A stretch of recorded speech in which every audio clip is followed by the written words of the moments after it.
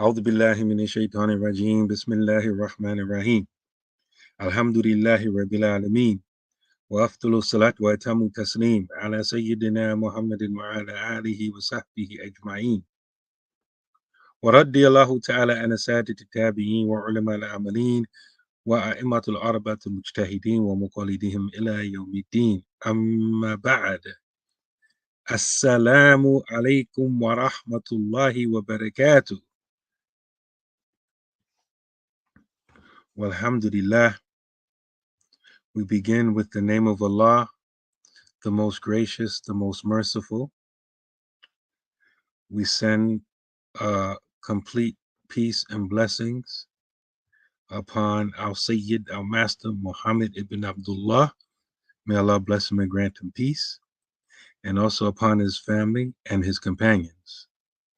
May Allah be pleased with the elite from among the Tabi'een, the second generation of Muslims.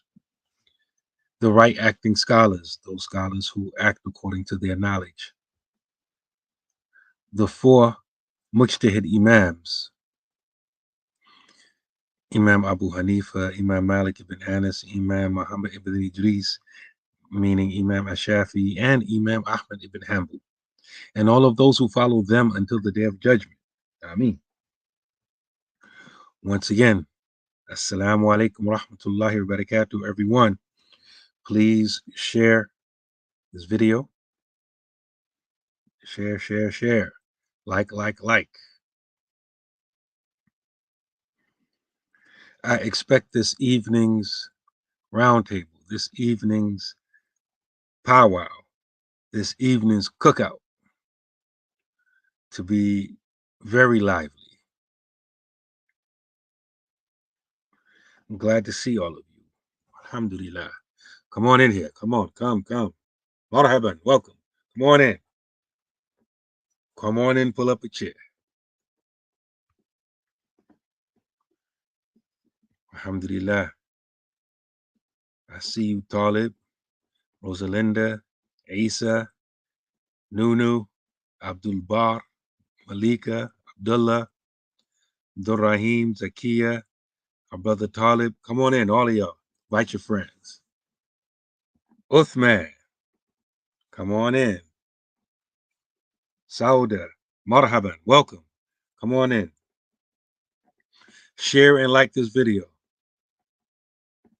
Felicita, salam wa alaikum salam. Come on in. Jafru Taylor, come on in. Samira, Sufyan, Allahu Akbar. Come on in. Share the video, like the video. Tag your friends. Haja Stacy, welcome. I think tonight's discussion is going to be an interesting one. What's really important? That's what we're talking about. Terry, Ak, Isla, Karen, come on in and welcome. Alhamdulillah. You know, housekeeping rules. We all committed to each other. Our family, our 3453 family. We committed to each other that every time we gather together for our weekly cookout, our weekly roundtable, our weekly powwow, that we will not get up from the sitting without collecting at least $500 in the pot.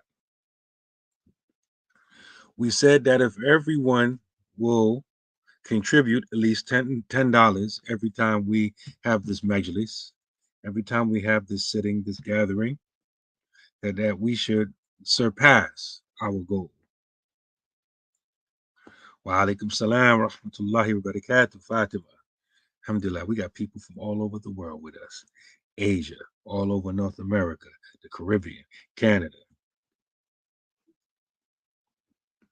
Well, alhamdulillah. My introduction is going to be, no, I'm not going to say that because every time I say that, it don't happen. So I'm going to just get into my introduction. Talib, Kashif, Malika, Keisha, welcome. Wa alaikum salam rahmatullahi wa barakatuh. Come on in and invite your friends. Put some money in the bucket too. Well, alhamdulillah. You know, when we have these gatherings online, this goes for anybody, not just us. But when we have these gatherings online, everybody comes. Uninvited people come. People who have love for you come. People who identify with you come. People who hate you come. People who don't identify with you come. People who are challenged emotionally, they come. People that come that are challenged mentally, they come. Everybody comes. I need you to think about that for a minute. In these online gatherings, when we gather, everyone comes. Just think, if we were physically together, this same gathering, if we were physically together, discussing the exact same thing, everybody wouldn't come. Can you imagine whether it be a workplace environment, whether we're executives at work or either just regular employees at the job, and we're in the conference room or the lunchroom, and we're having this discussion. Imagine somebody just come and just sit there. None of us know him. He don't have no name tag on. And if he does, it says nobody or somebody or anybody or everybody. It just says something on it. And he just sits there. And then he just starts calling you names. And then whatever anyone says, he says the opposite of it. In the physical setting, somebody's going to say, yo, hold up, man. Yo, who are you? What department you work in? Can you imagine? You know how they do online, right? When you finally decide to engage the person who's, doing all of these things, all of a sudden they slow down typing. They take long to respond or they don't respond. Can you imagine that happening in a real situation? Somebody just come saying all of that. And he'd be like, yo, dude, who are you? And he just shut up. He just sit there and not say nothing. Can you even imagine that happening? Even you take it out the workplace environment, put it in the street. You're on the block, talking, kicking it. If somebody just shows up, nobody knows who they are, and he just get in your conversation. We all know how that's going to go. I don't care what generation you were born in. That's not going to be too good. Any real environment where people meet together physically, the things that we accept online will not happen.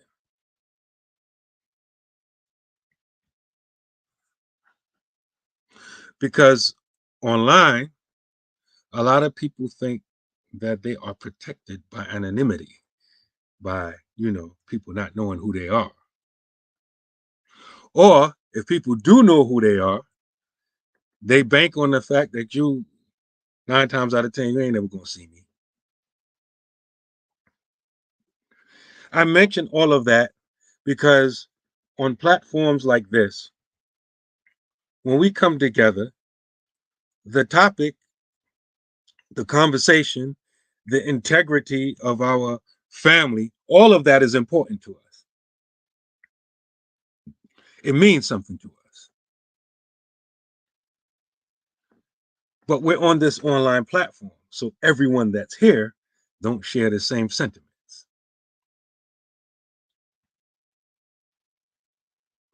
I said you even have people among us who are emotionally challenged or mentally challenged or educationally challenged.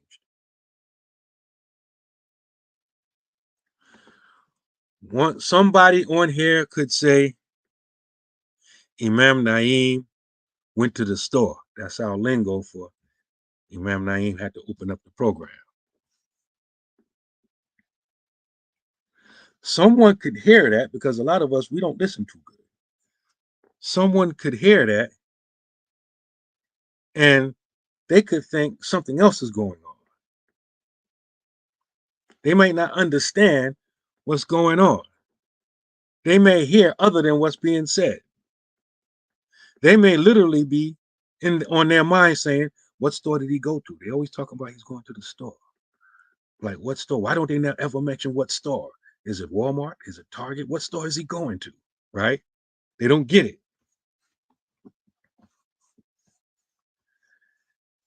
And some people, they don't care to understand what you said. They just want to attack. I'm saying all of that to say that when we have these types of conversations, be mindful that everybody that's here does not have the same intention or goodwill that you do. For some people, this is just rec, and all of us don't understand what rec is. Let's just say it's a shortened form of recreation. That's one of the terms for getting recreation. And a lot of things could be recreation in the university. Sometimes you say, I'm about to catch rec. Right? Y'all don't know what that means either. But don't worry about it. Sometimes it's sufficient to say, I don't really understand what's being said. I kind of. But some people, when they have it in their mind to be against you, them not understanding what you said is of no consequence. I'm going to give it the most negative connotation that I can think of, because I don't like them anyway. You have all of those type of people around us. So keep that in mind when people come in our conversation with, we're straight up people. We are identified by our real names on here. Most of you are, but then you have these people who, they find safety in their anonymity, and they forget that they're Muslim, and that being Muslim requires a certain level of adab and akhlaq, good character and manners. So it's like sometimes, the Islam goes out the window in the name of Islam. That don't make no sense.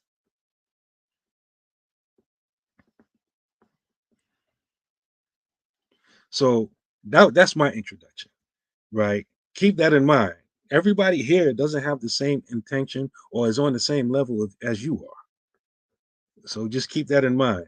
And my suggestion is that we treat them the same way as if we were physically together and they came with that same type of behavior. That's just my suggestion. Well, alhamdulillah. So I'll pass it off to Imam, the Imam of the Boom Bap. Oh, I didn't introduce everyone. I apologize. Uh, I know I'm not only talking to family. I may be talking to people who may be joining us for the first time.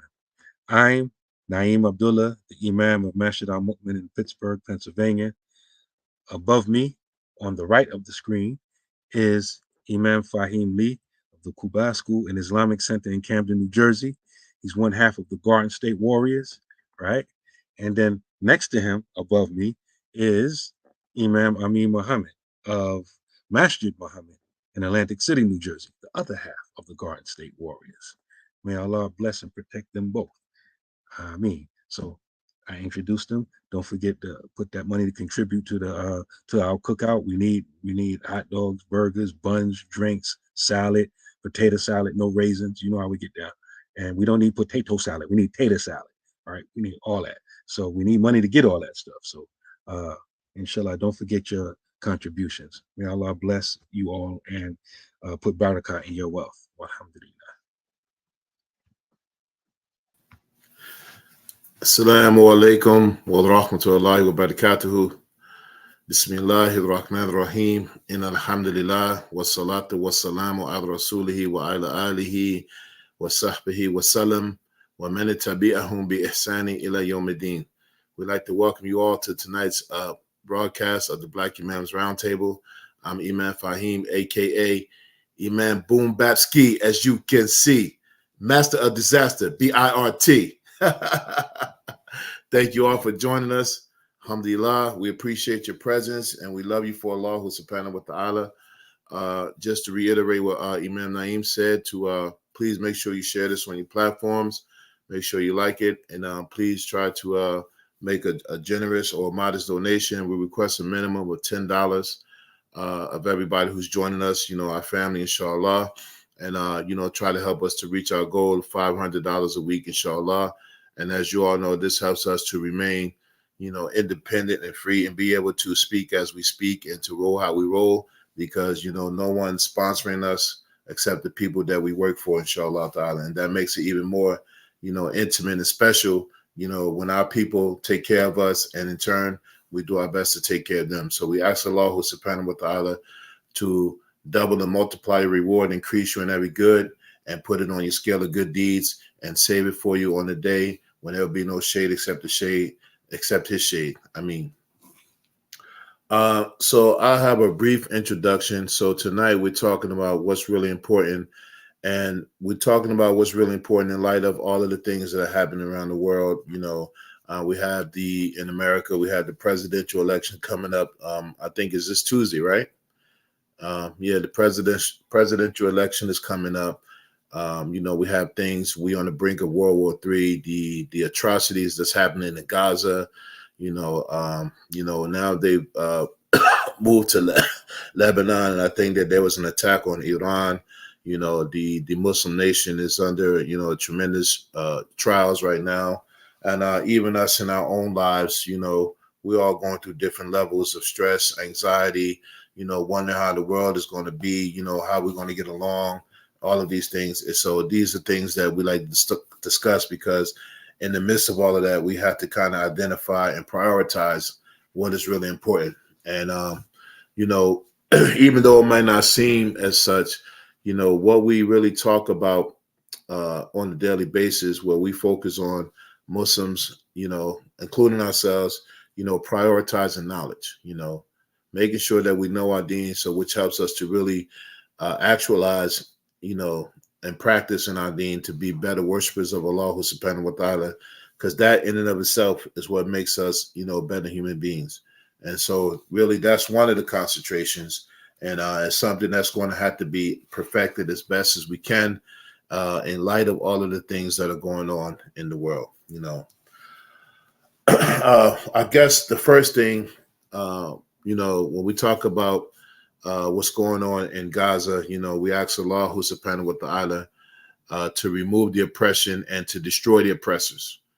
Always make that dua that Allah subhanahu wa ta'ala remove the oppression and destroy the oppressors, because, no longer can we accept, if the Muslims are not going to be proactive and really organizing something to, be to be on the offense of removing that aggression, then we have to make dua that there is no double speak about, a two-state solution, or, a certain, that this country has the right to defend itself when it's not under attack, and use that as a means to further, launch attacks on mostly innocent civilians, women and children, stuff like that. And while the world, just stands by and let these people, do these atrocities, is something that it really makes you angry, And of course, our best weapon at this juncture is dua, and so make them dua strong, and also take the time to make dua during times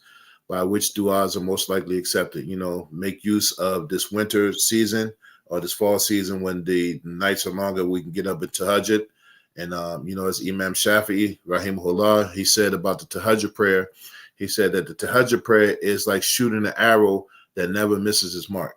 In other words, when you get up in that prayer that you send to Allah subhanahu wa ta'ala, it's a sure shot, And so including the prayer that we ask on Allah to increase us in wealth and health and status and all of those things, the dua that we mentioned earlier, And so this is very important, because it's really sickening to see how many excuses are made, while people are, who have the ability, to really put this thing to an end, even if it means that it might cause some, dissension with other countries. So be it. This is the Ummah of Muhammad sallallahu alaihi wasallam. This is the Ummah of supposed to be warriors.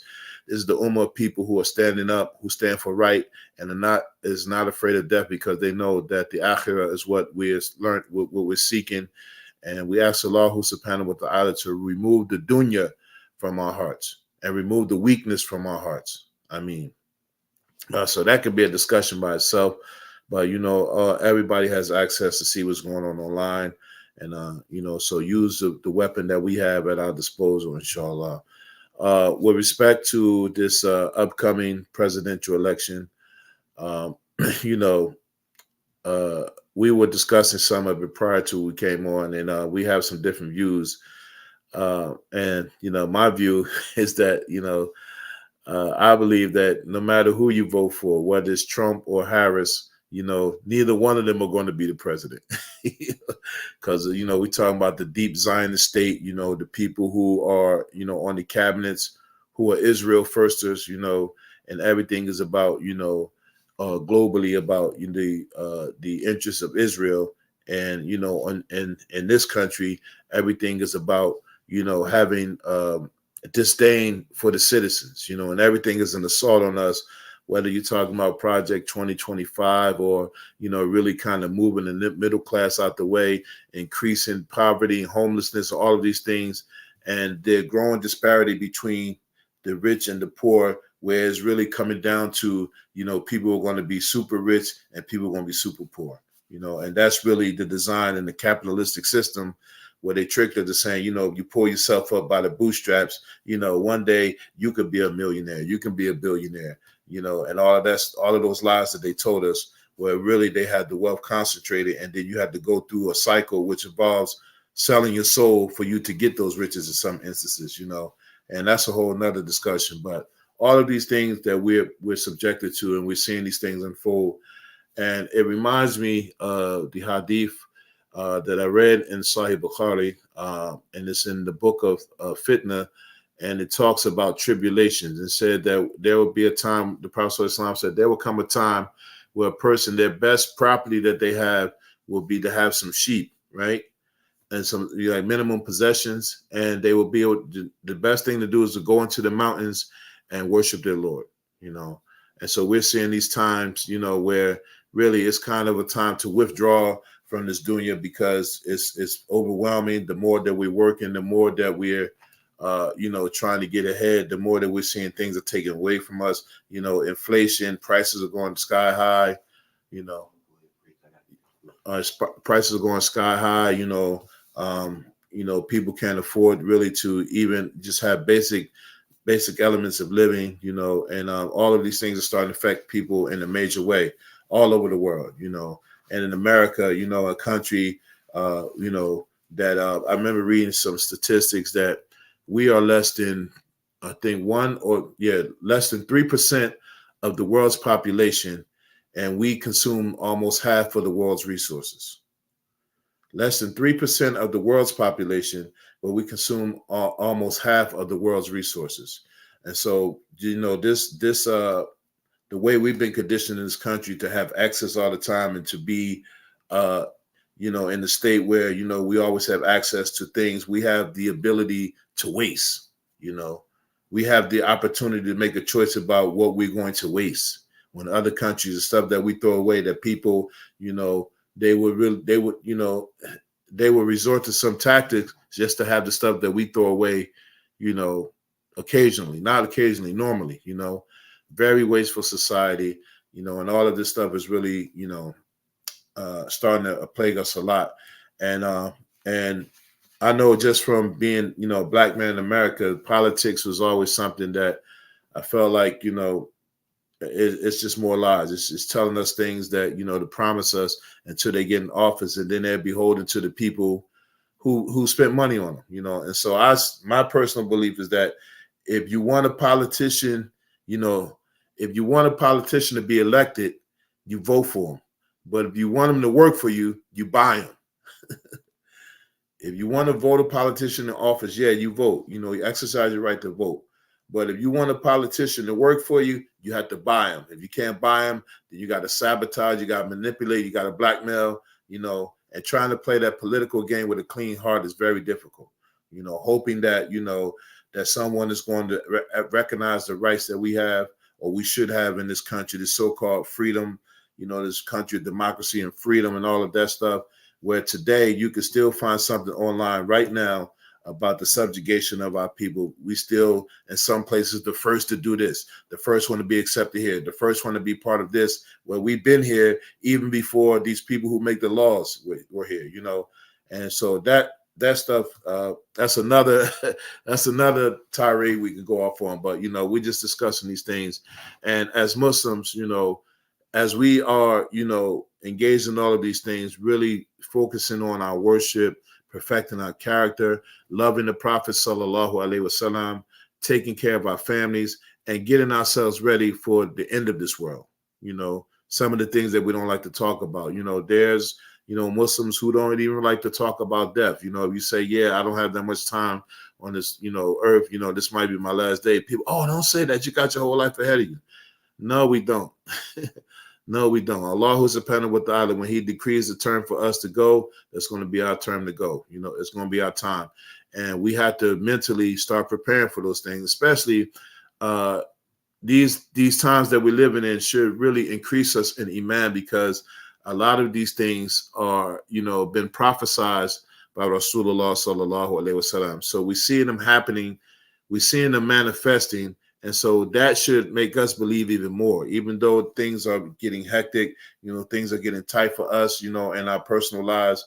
Just, this should increase us in Iman to know that our beloved Prophet ﷺ, he was truthful in what he narrated and what he conveyed, and that he was the last one sent by Allah subhanahu wa ta'ala, and he was sent as a mercy to all of mankind. So we need to tap into that mercy, tap into that guidance, tap into that perfection, and hold on tightly to it, because this is what we're going to need in these times where, nothing is really going to matter, having a big house or, having all of these luxuries and amenities. What we're going to need is a heart that is filled with Iman, And so these are some of the things that we're discussing. And then, because the other part is, well, the areas that we live in the urban areas, no matter who is in office, they remain the same.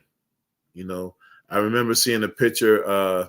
They show like in urban areas, they showed it up like some boarded up houses, and they showed the years, and they showed like from 1970 to 2000 something, but it was the picture of the same house.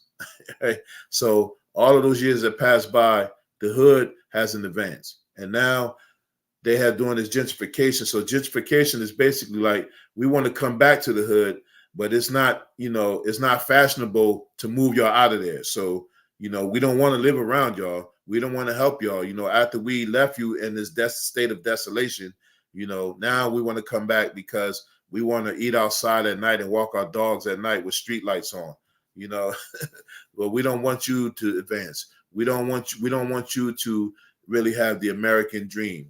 So, and unfortunately, we haven't really learned ourselves of how to galvanize our strengths and our ideas and have one motion. One of the problems that we have is that all of us share the same experiences, but then we got all of these different outlooks, all of these different ideas, and we haven't learned yet to really have one goal, one focus, like other people. Other people, that is going to be land. Other people is going to be their race. For us, we have to have one thing that we're moving forward that we can agree on and concentrate on, even if we have a variety of ideas or what we agree with and what we don't agree with. And that's another story in and of itself. So this can really morph into many other discussions. But, we do have to identify what's important. Of course, the most important thing is La ilaha illallah. La ilaha illallah, and really having ma'rifah of that and actualizing that, because in these days and times, the Muslims are going to be the ones who have to stand up and stand out. We have to be the ones who stand up and stand out when people are losing their morality. People are not even knowing what their sexual identification. People are compromising. Even we see in Muslims who are compromising their principles to get into the political arena and saying all types of things, changing their tune. And it's gonna get ugly before it gets pretty, And it shouldn't be a surprise, because when we're really talking about our faith, the Prophet ﷺ, he warned us in the hadith.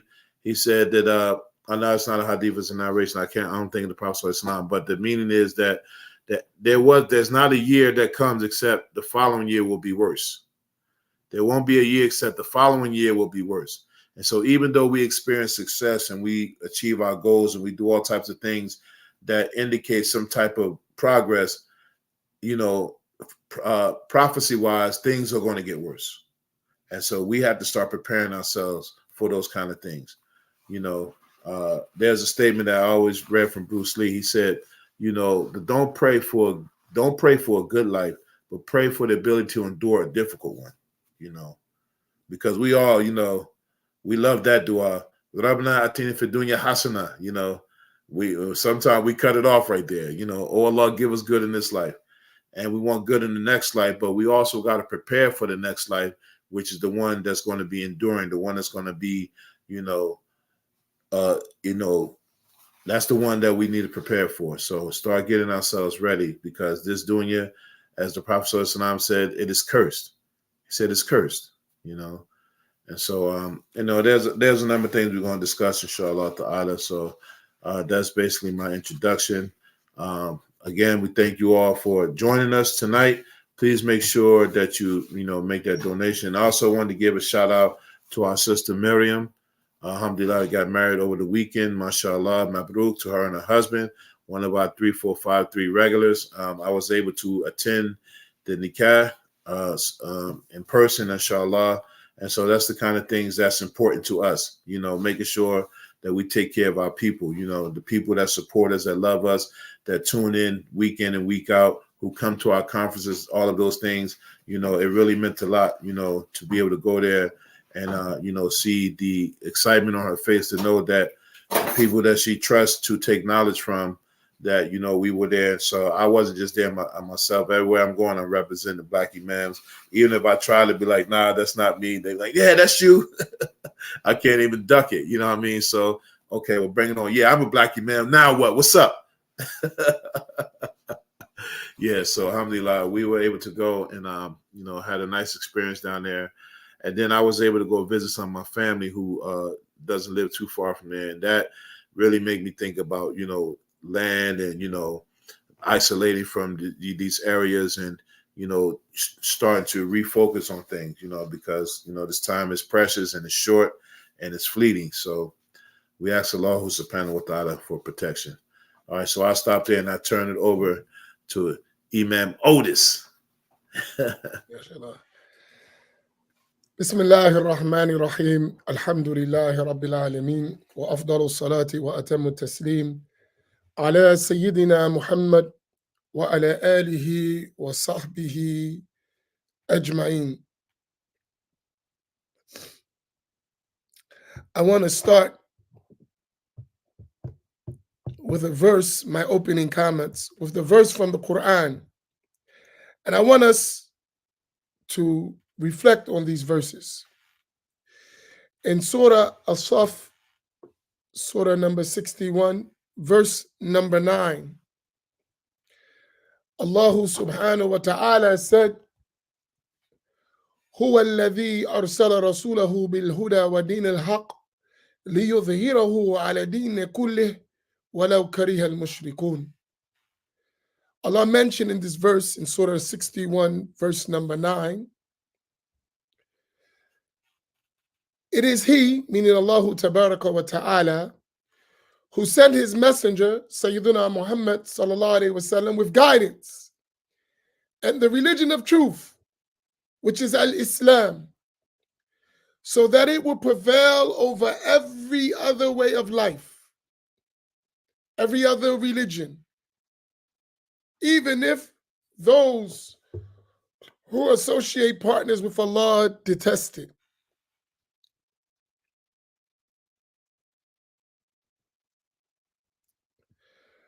This verse, all of us should memorize it, reflect upon it, and make it a guiding verse for us in these times. هو الذي أرسل رسوله بالهدى ودين الحق ليظهره على دين كله ولو كره المشركون. Islam is the perfect, correct way of life that Allah Tabaraka wa Ta'ala willed and ordered his servants to follow. Any other way, any other religion is invalid, false, and misguidance. Exclamation mark. Whoever doesn't understand that does not understand Islam.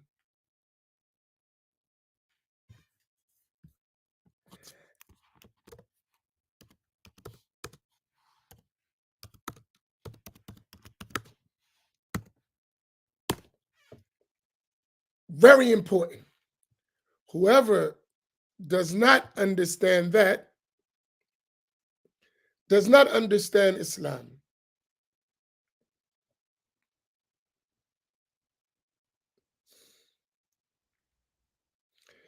It is extremely important that the first thing, whenever we talk about issues, whenever we think about issues, is what is the ruling for this matter in the sacred law of Islam. And when we learn that ruling, we say, Sami'na wa ata'na. We hear and we obey. In another verse, surah number 3, verse 85, Allah mentioned, وَمَن يَبْتَغِي غَيْرَ الْإِسْلَامِ دِينًا فَلَن يُقْبَلُ مِنْهُ وَهُوَ فِي الْآخِرَةِ مِنَ الْخَاسِرِينَ. That whoever desires a way of life other than Islam, a religion, a way of life other than Islam, it will never be accepted. And in the hereafter, that person will be among the losers. That's Islam, which Allah said that the way of life, the religion that is accepted to him is al-Islam. This needs to be a firm concept in our minds that is not open for compromise, negotiation, or abrogation. Our teachers used to tell us, Al-Islam haqqun wa ma siwahu batil. Islam is the truth, and everything other than it is false. And everything other than it is false. That must be the conviction, the creed, the belief of every morally responsible individual. That's our deen.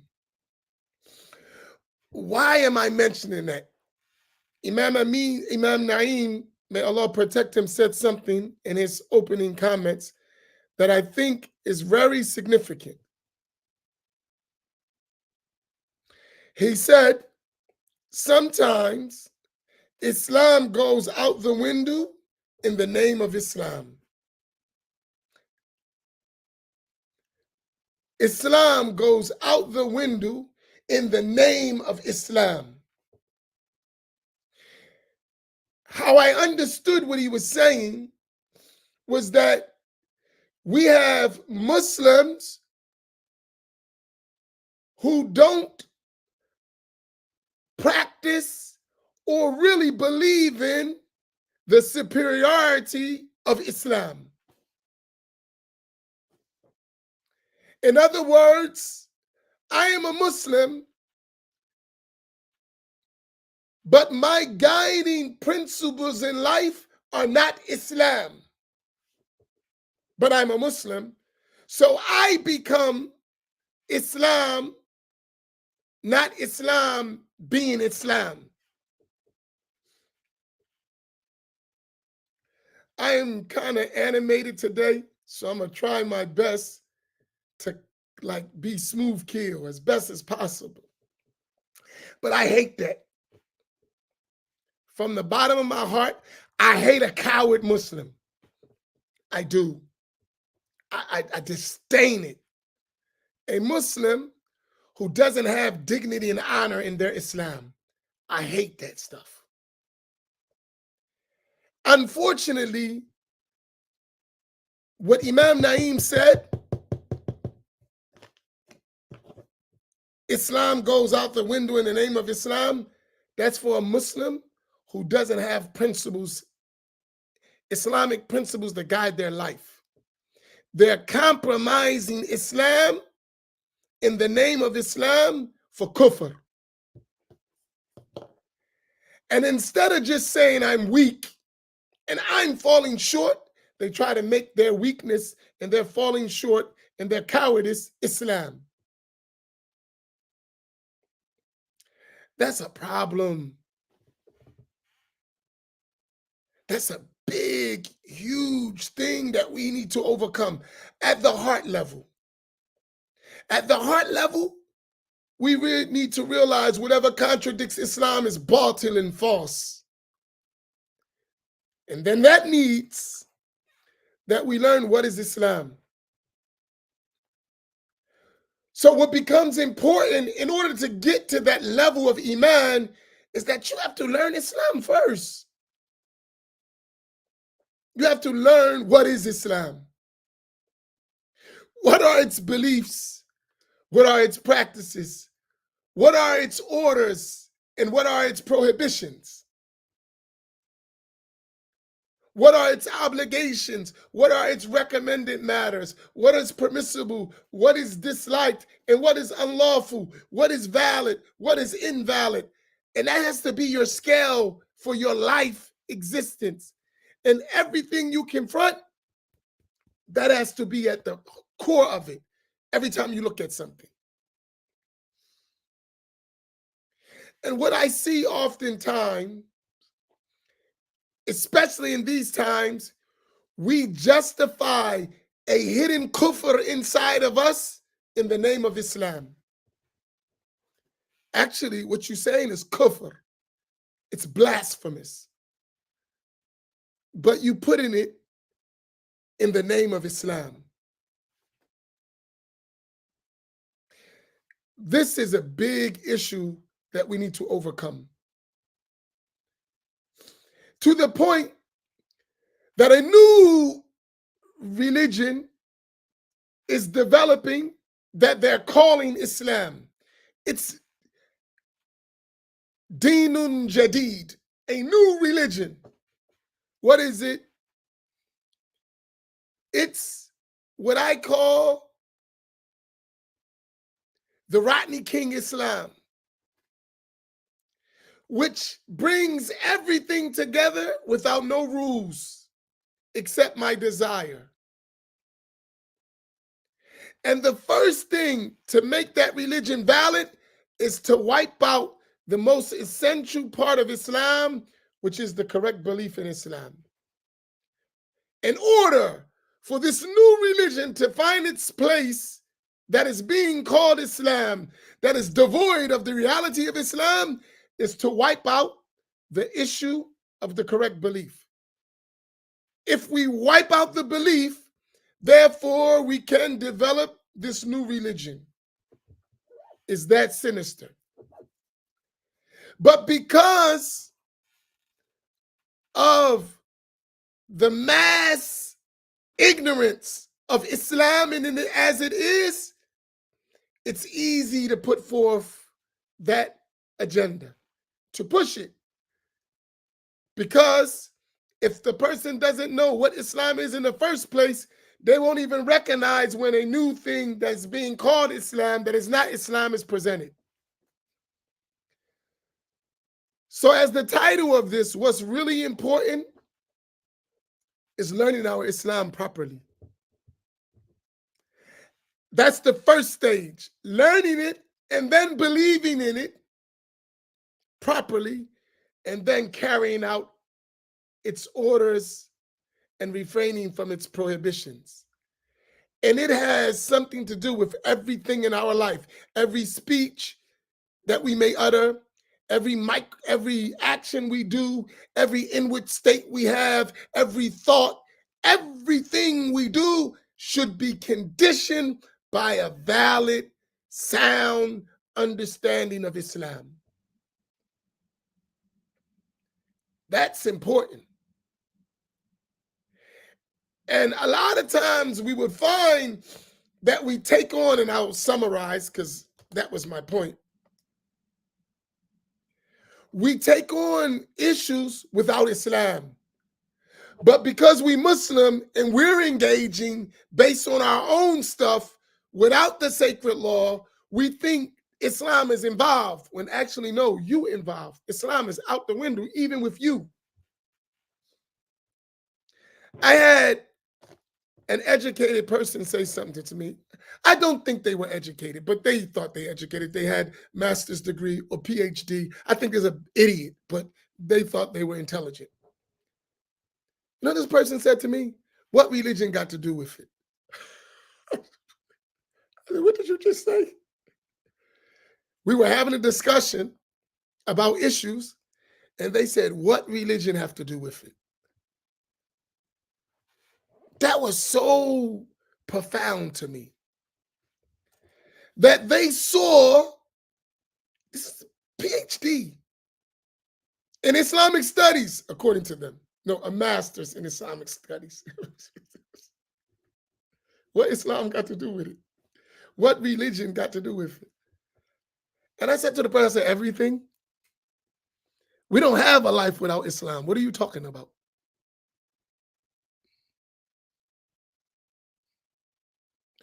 And what you are saying is totally against Islam.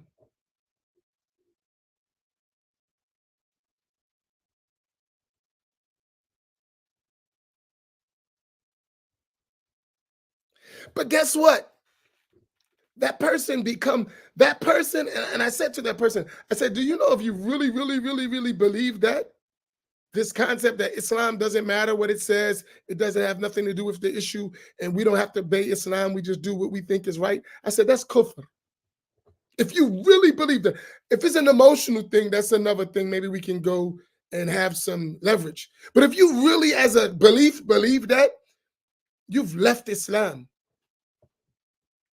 If you really believe that, I'm not saying you do. Maybe you're just emotional and the discussion got the best of you. But if you really believe that there is an aspect of our life that there is no legal ruling for it, it doesn't have anything to do with religion, and it's free for us to do whatever we like. I said, you've left Islam with that concept.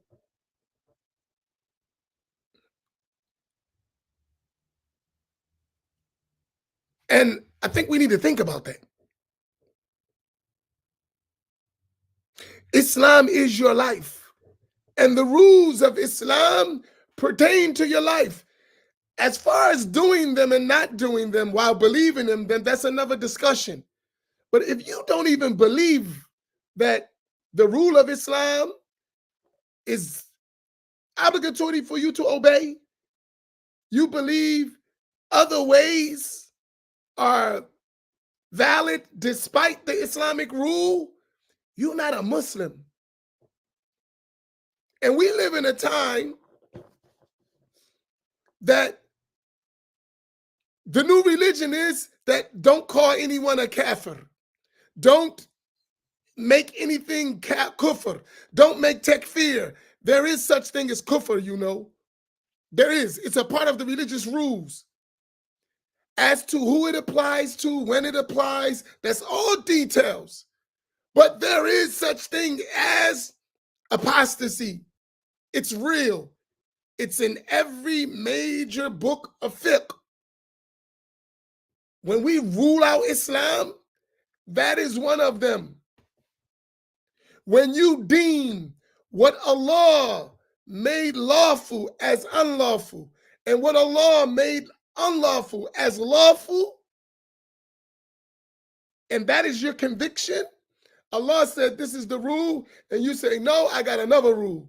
or Allah said this is unlawful, and you said no, it's permissible, this is kufr by scholarly consensus. And when we engaging without Islam, we're going to find ourselves falling into these ideas because you're following people who don't deem Islam as a valid way of life in the first place. So they're going to tell you things that if you fall into them, you will commit blasphemy. So you have to learn your religion. This is a serious issue. And because religion is going out the window, we don't even consider it.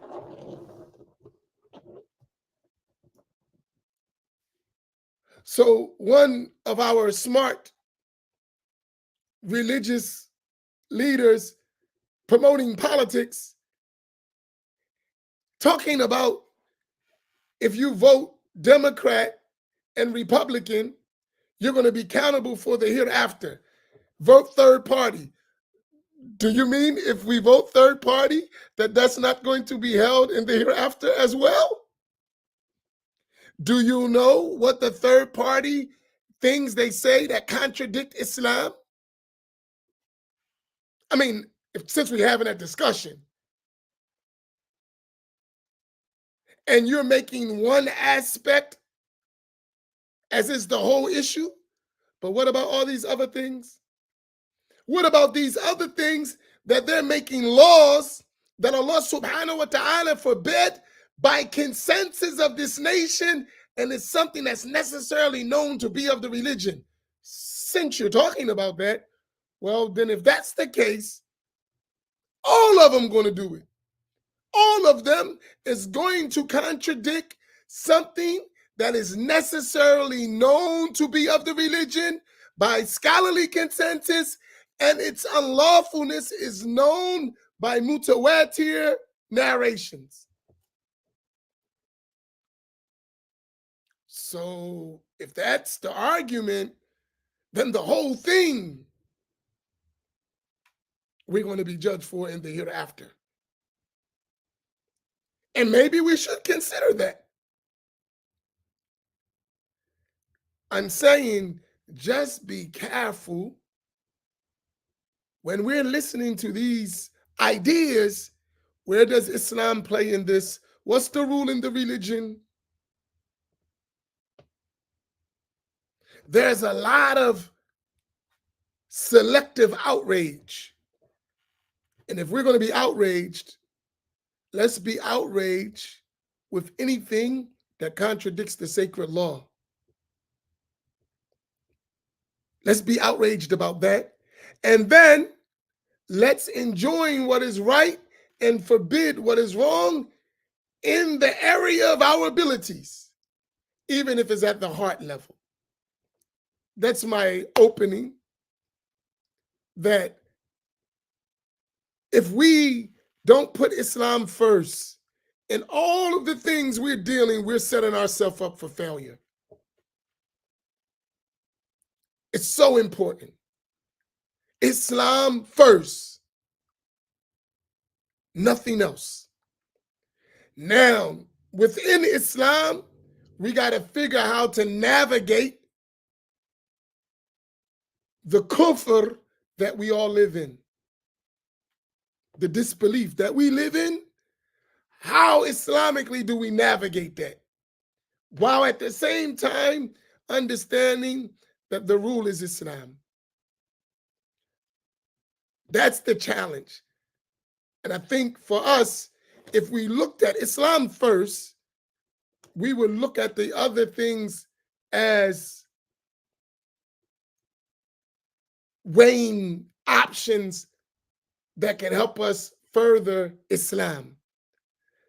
Not no culture, not no politics, not no, ethnicity, no Islam. That's what we're trying to push. Whatever it looks like, Islam. May Allah make my words clear and impact our hearts. We have to learn our religion. so that we can spread it, defend it, and live it. Islam.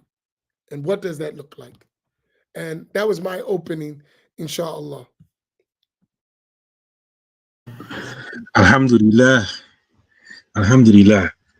SubhanAllah. We be on the same page, right? You saw me writing. You're going to see that a lot of what I plan to say is right in line with what Imam Amin was just talking about. And a lot of what I want to say is actually answering our beloved other Garden State warrior, Sunni Kareem, when he said, "What did us Muslims do for Allah to subjugate us by kuffar, non-Muslims and non-Muslims?" This is a question that comes to mind. Can one of y'all expound on that from any Quranic verses or ahadith? Yes, sir. That's what I intend to do, inshallah. When you look at yourself, the human being, a lot of times when we think about a person's history, a lot of us were taught in school timelines. Like they draw a line and they put dates on it, and you start from one point and then you go to the other point. But life doesn't really work like that. Life is really cyclical. It goes in a circle. Imagine a clock, not a digital clock, a clock with hands. And imagine yourself starting out at the bottom, number 6. And then as you get older, see, when you're just born, you're at the bottom, you're dependent on your mama and your daddy or whoever your caregivers are for everything. Food, drink, everything. They change your diaper. You can't move by yourself. But little bit by little, you get stronger and stronger and stronger, and you learn and you learn and you get stronger and you get stronger. You know how to do things. Until the time that you reach full strength. Going back to the clock analogy, imagine that you're at number 12. You're at the top. And then if Allah gives you long life, you start getting weaker again, weaker and weaker, until you get so weak, if Allah gives you that long of a life, until you die. Or, as Allah says in the Quran, that you're like in the second childhood, where you need you get so old and so weak that you need people to take care of you again. The same way you were when you were a baby. Nations and empires and governments have the same life cycle, not just human beings. They start from a period of weakness. Then they get stronger and stronger and stronger till they reach their pinnacle of strength. And then they get weaker and weaker and weaker until someone just replaces them, and then they start the same cycle. Ibn Khaldun famously talks about this in his Muqaddimah, his introduction to history. And this is connected with our belief, and this is why our belief has to be strong. Our Islamic Aqidah needs to be strong, because some of us subconsciously in our minds think that these things, these empires are going to be around forever. When Allah subhanahu wa ta'ala clearly, he's the only one that's has no beginning and no ending. Allah says, Kuli shay'an fan. Everything is moving towards its extinction. Everything that Allah created is going to end. All of us, we're going to die. All of the people that you think are powerful now, there's going to be a time where they don't even no longer exist. So going back to answer his question, when I think about that, I think about the period of colonialism. Because during the so-called Dark Ages, basically, literally, from the time of the Prophet sallallahu alaihi wasallam, really up into the 15th century, the end of it, the Muslims were basically on top. So that's roughly from this Gregorian calendar. Now, I think a lot of us don't really appreciate this. Really, from the 7th century to the 15th century, that's 800 years, Muslims was running things. The period of the rightly guided Khilafah, the Bani Umayyah, Bani Abbas, Mamluks, all these other different dynasties, then the Ottomans, and then there's a whole bunch of stuff going on in Asia and India that we really don't talk about. Asia, excuse me, and Africa that we really don't talk about. But Islam is running things. So our brother asked, what did us Muslims do for Allah to subjugate us to such an extent that we argue against each other about which kuffar is going to run over us, is going to govern us, right? And you're going to be kafir if you don't vote for this kafir over that kafir. SubhanAllah. That's deep if you think about it. When you look at what was going on in the minds and hearts of the Muslims who were alive when all of this stuff was going on, not us looking back and imposing what we think they were thinking about. If you look at what the scholars were saying at those times, right? For example, if you look at the Ottomans, like a lot of times we look at places like Afghanistan, Chechnya, and most of the other stands in the area that they used to call Eurasia, right? That used to be part of the Soviet Union and they lost. You're like, wow, all these Muslims get over there. All these Muslims got over there because they was ruled by the Ottomans for a long time. And there were a lot of wars that took place between the Russians and the Ottomans before World War I, and they lost a lot of those places to the Russians. One of the things that the Ottoman rulers did at that time, they said, man, these Europeans and stuff, they really getting up there. They getting their weight up there. And it's so hard not to go all over the place because the Europeans got their weight up through the Muslims in Spain. Because the Muslims, you know, not only had their own body of knowledge, but they picked up other people's knowledge and interpreted them in Arabic and commented on them and put them in the Islamic context.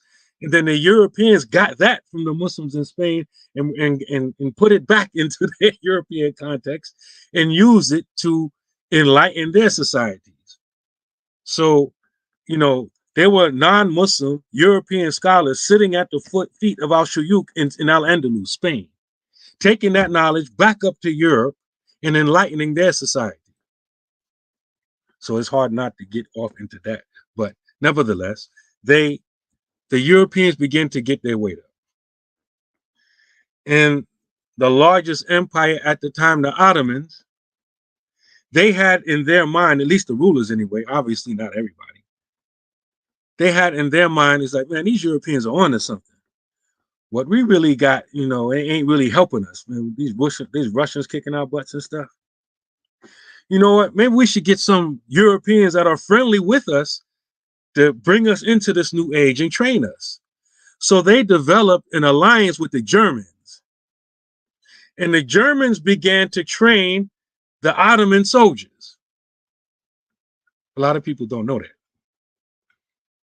The Germans were training the Ottomans for a long time. It was that mentality, if you can't beat them, join them. Why is this important? This is important because what Imam Amin was just talking about. Sometimes us as Muslims, we begin to think that as Muslims, we haven't been given a big favor. Like Allah didn't, you know, Allah didn't give us nothing. It's just Islam. Look what it's doing for us. Everybody's kicking our butt. Maybe the Kuffar got something that I could benefit from. And that was the thinking of the Ottoman elite at that time. And that's why they brought in the German military experts to train them. And I say that or mention this because he wanted to bring some Quranic verse. I call your attention to Surah 13, verse 11. And most of us know this verse, or at least part of it, where Allah subhanahu wa ta'ala says, Inna Allah la yughayyiru ma bi qawmin hatta yughayyiru ma bi anfusihim. That indeed Allah will not change the condition of a people unless or until they change what is with themselves. Allah will not change the condition of a people unless they first change what is with themselves. Said it and commented on another way. Allah won't take his blessing, his ni'mah away from you, his blessing away from you. Allah will not remove his favor from you unless or until you become ungrateful for that favor. A lot of people don't know this verse is talking about shukr.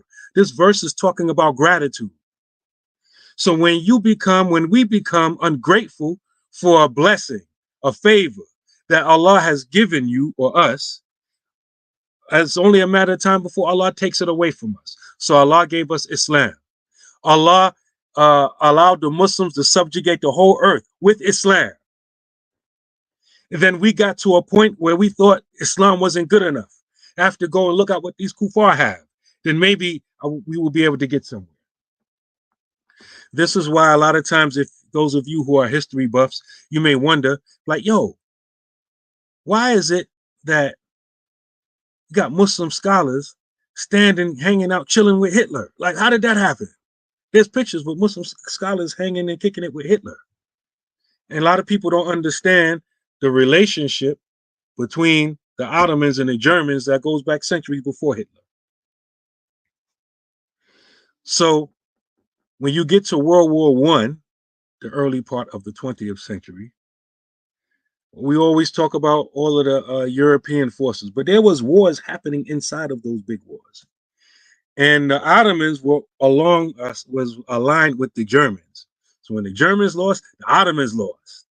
And that's why the British got control of all of those territories. That's why the British are installing the Wahhab family. That's why the British are installing the Saud family.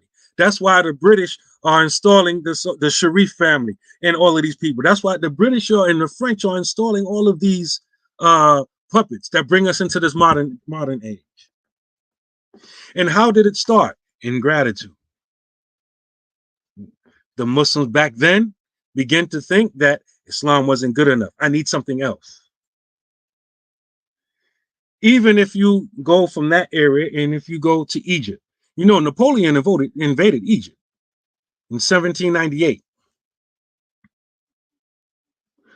There's reports of Muslims on the shores of Egypt. Napoleon, the French, Kafir, non-Muslim, Egypt, Muslim. There's reports of Muslims standing on the shore, clapping and applauding and happy that the French is coming.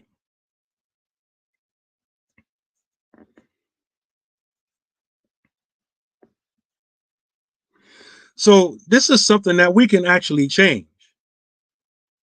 Because if you look at our discussions, the way we talk about our local domestic politics, you see a lot of these same things Imam Amin was talking about. A lot of us are ungrateful for the ni'mah of Islam that Allah has given us. It's the ingratitude. We're not grateful for a thing Allah took it from us. Allah gave the whole world to the Muslims. See, the thinking back during the Ottoman time was that these Europeans got all this technology and we need to get in on it. And the modern, mechanisms of warfare, we need to get on that. It also reminds me, going back to the time of the Sahaba, it reminds me of when Abu Ubaidah ibn al-Jarrah, radiallahu ta'ala anhu, one of the 10 companions who was promised paradise, was leading the armies under Umar's rule. And the Christians would not turn over the city to the Muslims. There was a siege. And they agreed to turn over the city, but only to the Khalifa directly. And there was a whole truce, a treaty, and it's in the history books. In the Islamic history book, it's there. And you see all the Sahaba signatures on it and stuff. When Umar arrived outside the city of Jerusalem, Abu Ubaidah ibn al-Jarrah, you know, that journey that Umar took was famous. You know, he was riding, he had his servant with him, and they would take turns riding the animal, and the other one would be pulling the animal. And then when they got close to the city, Umar's servant was like, you know, we about to approach the city. You know, I'll give up my turn so you can ride on the animal. Umar was like, we ain't doing that. We ain't changing up. It's your turn to ride on the animal. You ride and I'll pull the animal. And you can imagine the people like looking from their houses and they're seeing the Khalifa. And I forgot how many patches he had on his garment, but he had dozens of patches on his garment. So the ruler of the Muslims, the ruler who is responsible for all of this conquering that's going on, he's arriving, pulling an animal, not riding on the animal, not with a big entourage, and his garment is not all decked out, it got patches on it.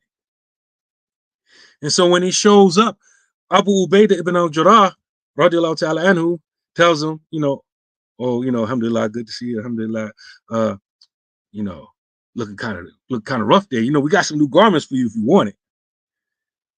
Umar famously punched him in the chest. And I forget the exact quote, but he made the famous statement that Allah honored us with Islam, and if we seek izzah or honor by any other means, Allah will abase and humiliate us. I forget the exact quote, but he said something to that effect. In other words, Allah, we were low, despicable people. Allah raised us up with Islam.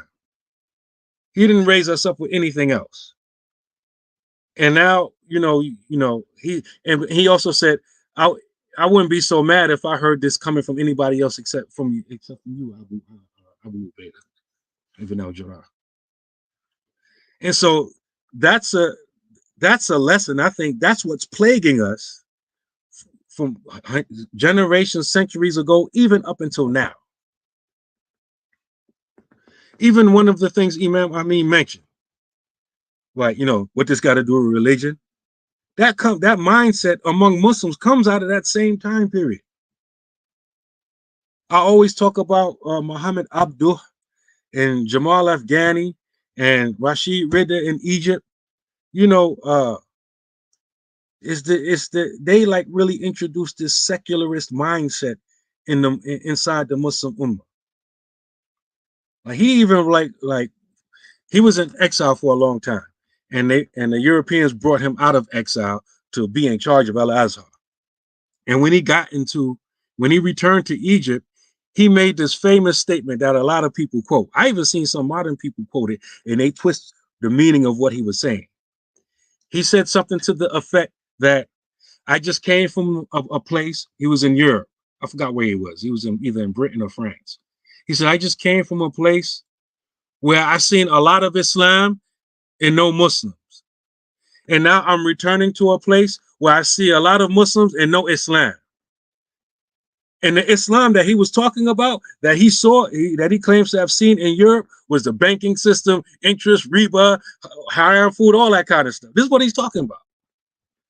It's his group that introduced all of this, planted the seeds to all of this fake bootleg Islamic banking and all this kind of stuff we see right now.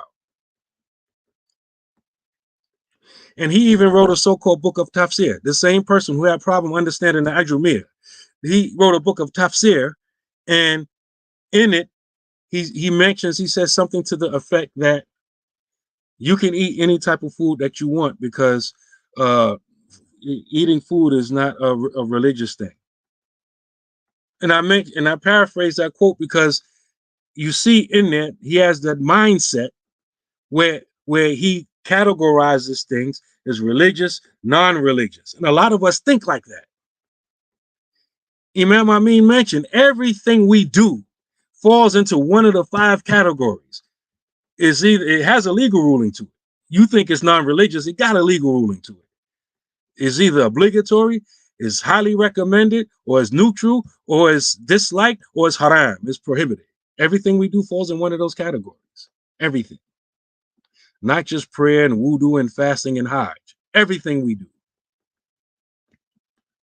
So a lot of people go into these issues without having an Islamic even mindset, a frame of reference.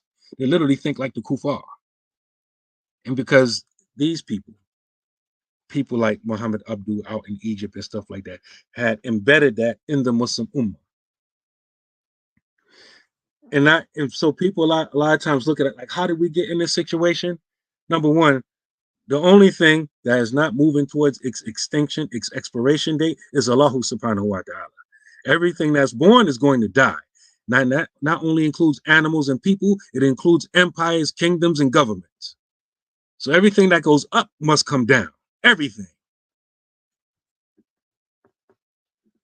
So when you look at all of these things that's going on, yes, that was the cause, in my opinion, the cause that the Muslims were on top and now Muslims are on the bottom. But at the same time, we was on top for a long time. And now we're on the bottom. But in my opinion, we're coming back up. It's just my opinion. And I have another verse for that, but I spoke too long, so I'll pass it to Imam Faheem, inshallah. Alhamdulillah, a lot of jewels dropped tonight, mashallah.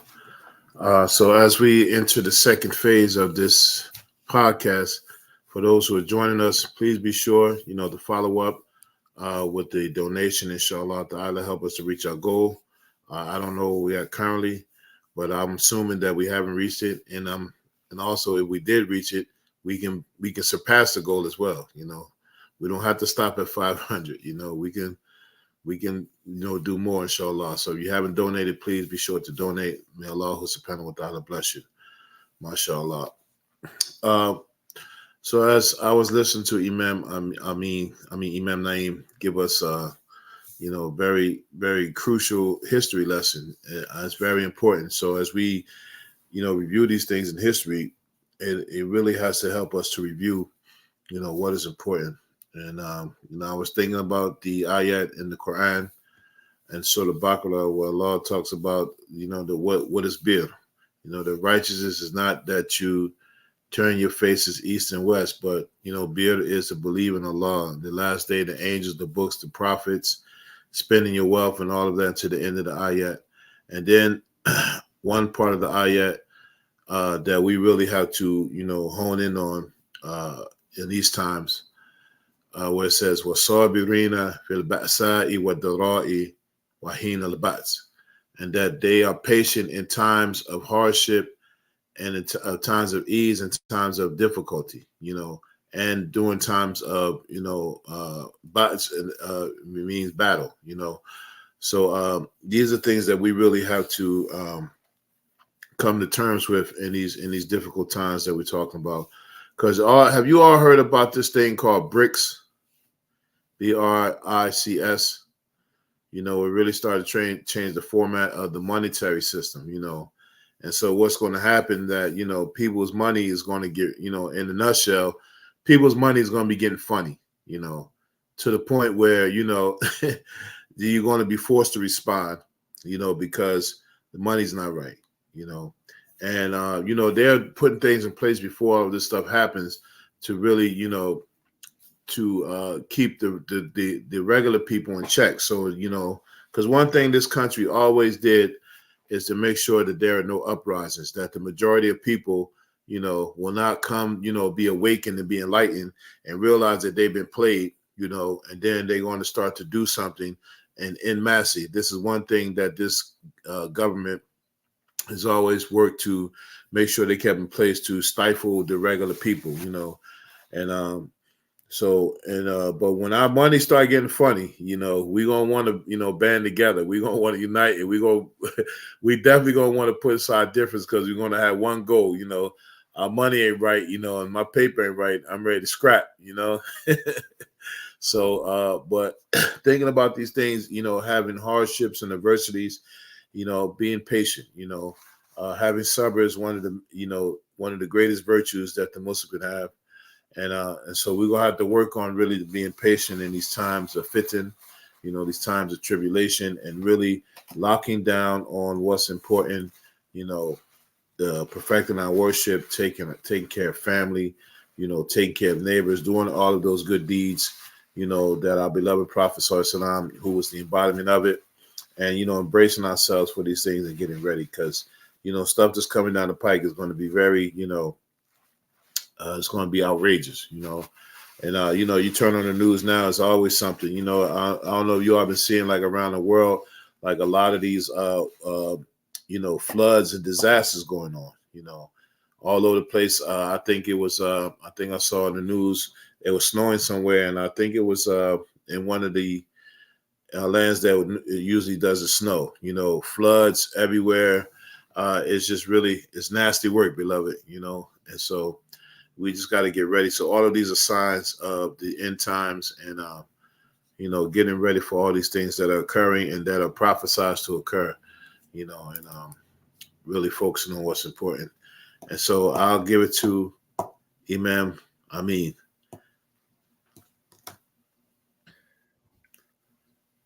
One of the things when we be thinking about everyone has an angle for what they're doing. And I think the issue of critical thinking with an Islamic foundation, a sound Islamic foundation, is extremely important. And often, without that sound Islamic foundation, you can't critically think. And we, as Muslims, are a gathering of various people. And every people come with their concerns to the general Muslim body. And I'm saying this in the context of what we're confronted with.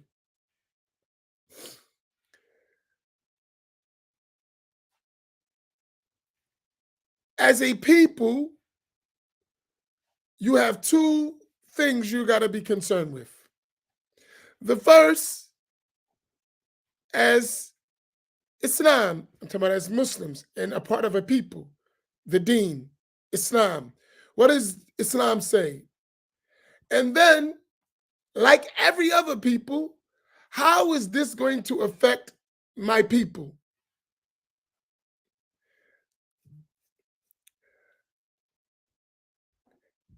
During this election cycle, we're being hijacked in terms of considering our concerns as a people within the whole picture of politics and the concerns of others. To now, because we Muslim, we're being directed to vote in one aspect. Whereas we still, as a people, even though we Muslims, we have our own concerns that are extremely important to us, even though they're irrelevant to the ones who sometimes push us to push their agenda. I hope you follow me. So just for those who are voting, and I'm speaking specifically to African-American Muslims, don't forget your concerns when you're talking about who to vote for.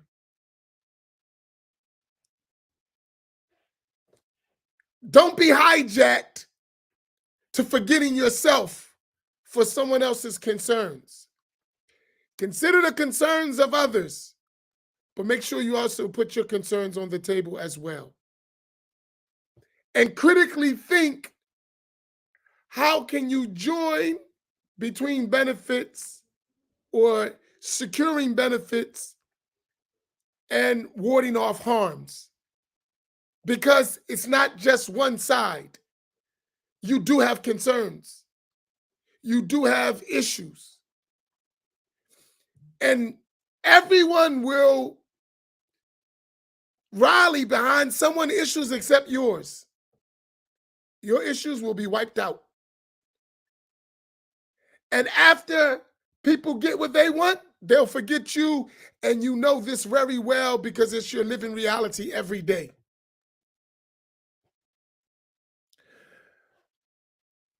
So my suggestion to us is that we start, number one, really finding our honor and dignity in our Islam.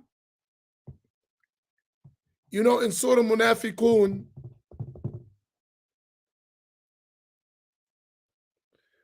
Allah subhanahu wa ta'ala says, وَلِلَّهِ الْعِزَّةُ وَلِرَسُولِهِ وَلِلْمُؤْمِنِينَ وَلَكِنَ الْمُنَافِقِينَ لَا يَعْلَمُونَ. That true dignity and honor, al-izzah, is for Allah, His Messenger, and the believers.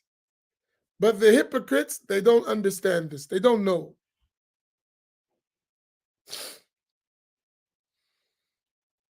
It's important that we find honor and dignity in Islam. And then based on that, we look for justice through the lens of the deen. Stand for justice, stand against injustice. Stand for justice, stand against injustice. What is justice? What Allah and His Messenger revealed and what the Messenger conveyed. What Allah revealed and the Messenger conveyed. What is injustice? What Allah prohibited and the Messenger prohibited. That's injustice. That's our scale. And once we start figuring out what is justice, what is injustice, what is right, what is wrong, and then from that, we look to navigate the area. You know, Ice-T used to have, and Imam Faheem, he loves rap, so he would remember this. Ice-T had a song back in the day, and in the song, he said, freedom of speech, just watch what you say. Freedom of speech, just watch what you say. And I always take that is you're on enemy lands, don't forget that. You're on enemy lands, don't forget that. So within that, we got to learn how to navigate things. We're on enemy lands. Because this fear-mongering they're doing with us, pandering to the Black community, Islamically shaming us into a corner to vote, to support someone else's agenda that has nothing to do with us, on both sides, on all angles, we got to stand up against that stuff. We have to. Because there's a system. It's not individuals. There's a system in place. That system, at its very foundation, is unjust, and it needs to be overhauled. Even if we don't have the ability to do it in whole, we should do whatever part of it we can. We can't correct the whole system, and I'm not even going to discuss what would be needed to fix the system. That's because we have freedom of speech, and I'm going to watch what I say, right? So we ain't even going to take that off the table. What can I do that's not going to lead to a greater harm, Let me figure that out and let me do it. At every level of engagement I can. I can't take care of this whole thing, but I could do this, I could do that, I could do that. And I need to think, which one of these can I do? And I need to engage. While realizing that I'm in injustice at its very foundation. And I'm trying to bring about justice within a system that is unjust, that we all live. They may say, well, it's mistakes, nothing's perfect. I know, yes, something is perfect. It's called the Sharia of Islam. It's called the law that Allah subhanahu wa ta'ala revealed for us to follow. That's perfect. It has no flaws. Now, you just didn't learn it, and we don't know how to put it in practice, but it's perfect. It's from God and his messenger, sallallahu alaihi wasallam. It is perfect. But for us, since it's been wiped out from the face of the earth as a system that is functional, not just an idea, we begin to think that it's like it doesn't work. No, people have left it.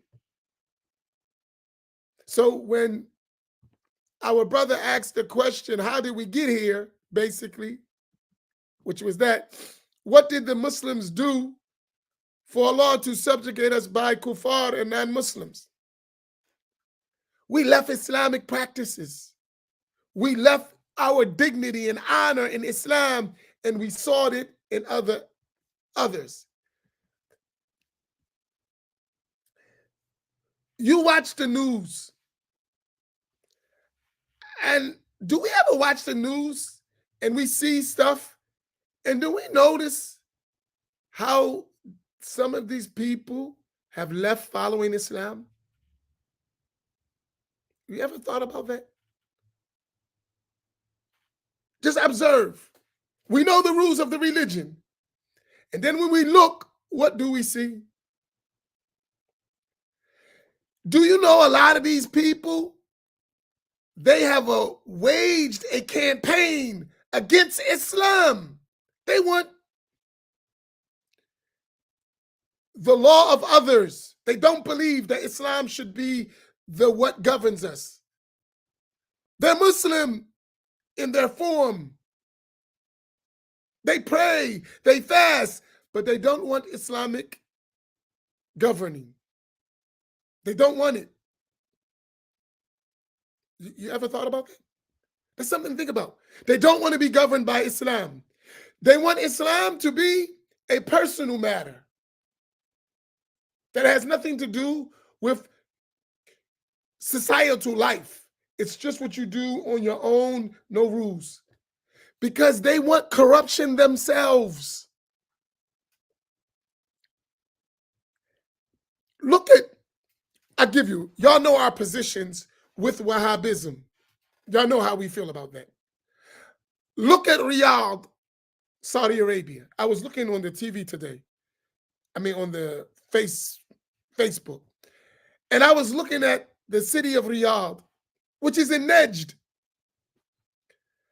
And I thought to myself, if Muhammad ibn Abdul Wahhab and his children were alive, and we don't agree with them at all,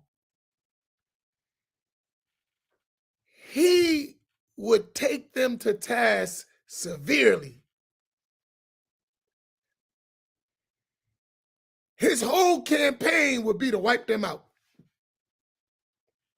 Because how far they went away from even his idea of what Islam is.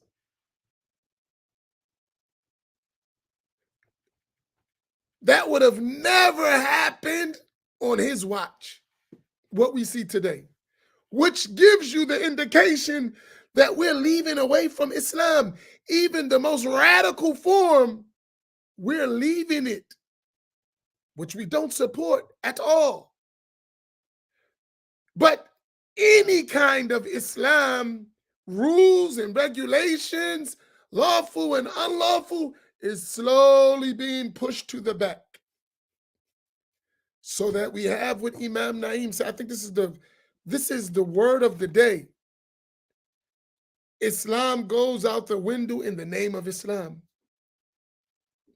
This is like, we got to be careful of that. I mean, when you really, really think about it, we get to the point where we say that's too religious. It's too religious. No. And then you find countries like that, rulers like that. And then that seeps into people where they desire that. And if you look at that verse in Surah number 3, look at the wording. Surah number 3, verse 85. وَمَن يَبْتَغِي, that one who desires غَيْرَ الْإِسْلَامِ دِينًا, they have a desire, a leaning, an inclination to something else. Think about this stuff.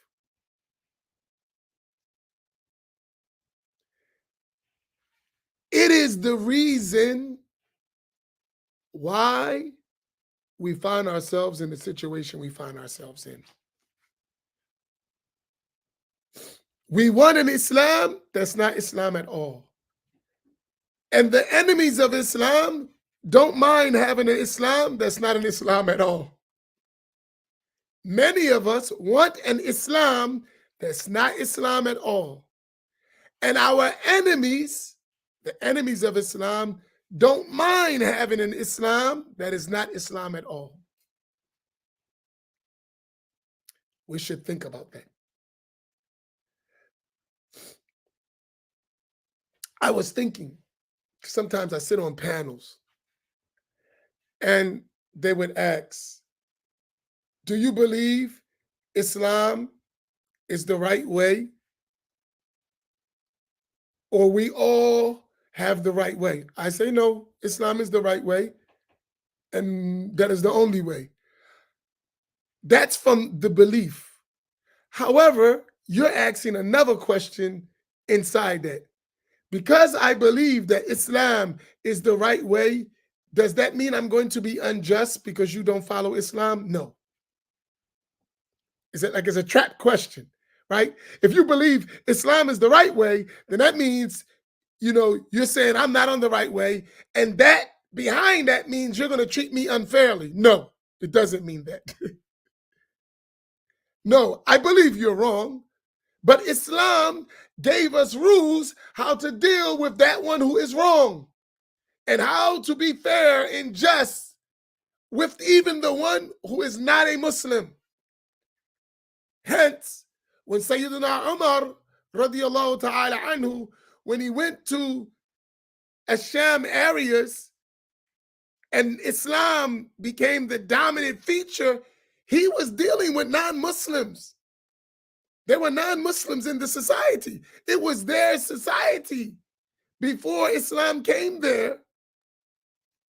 And he established Islam, and he was just and fair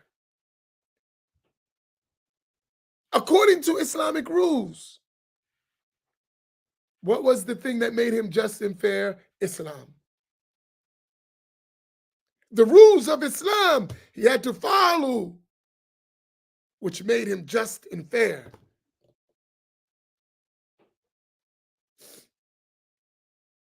And when he went there, and the companions was like Imam Naim mentioned about the garment situation, when he went in there and he saw the Muslims grabbing the goods and they're getting the spoils, he started crying.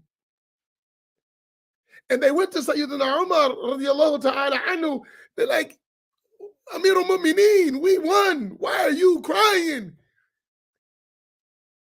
He said, I see what the Prophet sallallahu alaihi wasallam said when he said the world would be open to you and you would chase after it. Loving of the dunya would become in your hearts once Allah opened the world for you. It made him cry. and tell me his tears are not true? Look at us today. Think about it. We love dunya. We want dunya.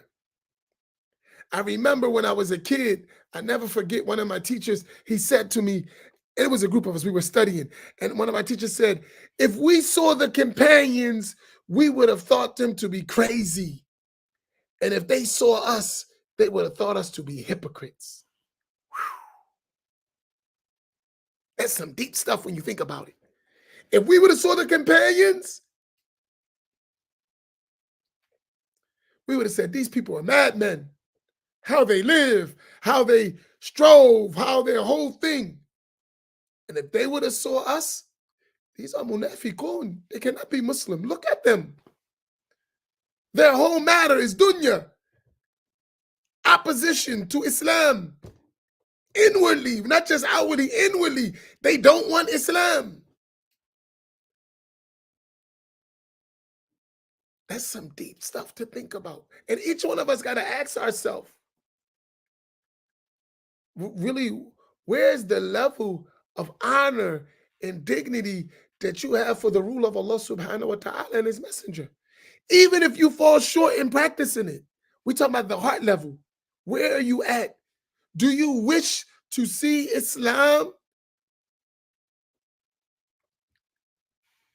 reign supreme over everything else?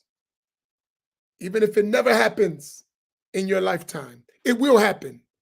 That's a guarantee from Sayyidina Muhammad sallallahu alaihi wasallam. Islam is going to dominate. Real Islam, not this fake stuff we think we're getting around with. No, real Islam is going to dominate. The way Allah willed for it to occur. But for our side, where did I have my portion in that? Where did I have my portion in that Islamic reality becoming something that is practiced? From the conviction side, from the education side, because terrorism is not Islam. It's not. And that's how they're promoting Islam. Like Islam synonymous with terrorism. Islam is directly, diametrically opposed to terrorism. But we got some people who claim to be Muslims that would justify terrorism in the name of Islam. Huh? I had someone say that to me. Long as it's for defending our people, do whatever you want. Even terrorism? What are you talking about? We got to do what we have to do. No, we have to obey Allah and his messenger. We don't have to do whatever we have to do. Like, serious. So we're going to justify terrorism, known terrorism, in the name of Islam? Think about that. And people do it.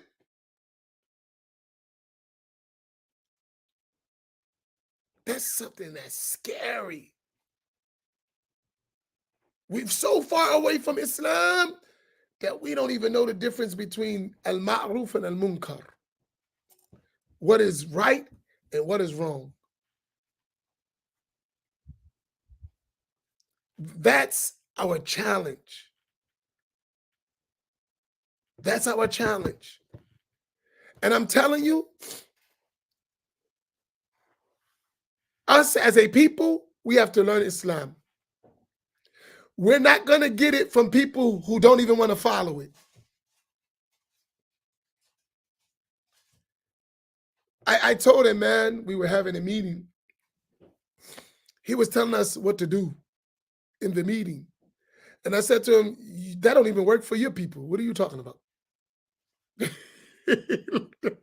said, that's not even working for you. And you're coming and telling me how to do something that ain't even working for you. You don't even live what you're talking about. That ain't even working for you. Your country's a mess. obviously you're not following the deen. In fact, the way your country is set up is un-Islamic. But you've took we Muslims and made that Islam. The way your whole country is set up is un-Islamic. What are you talking about?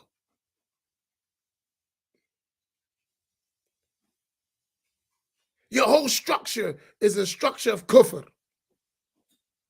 And then you ask why we're being oppressed or destroyed. You love kufr, that's why. That's simple. It's not complicated. Allah gave you the ni'mah Islam and you exchanged it for the ni'mah of kufr. And then you wonder why we're being punished. Allah gave you the ni'mah of Islam and you exchange it for the ni'mah of kufr. Allah gave you the favor of Islam and you exchange that for the punishment of disbelief. And then you asking why. Not only you asking why, you want us to follow you in that. We're the examples, yeah, of what not to do. You're right about that. And I just say, for us, be honest. Don't expect something from people who don't have it to give in the first place. فَاقِدُ شَيْءٍ لَا يُؤْتِهِ. The one who doesn't have a thing cannot give it. Now, you got to be courageous enough to call a spade when you see it.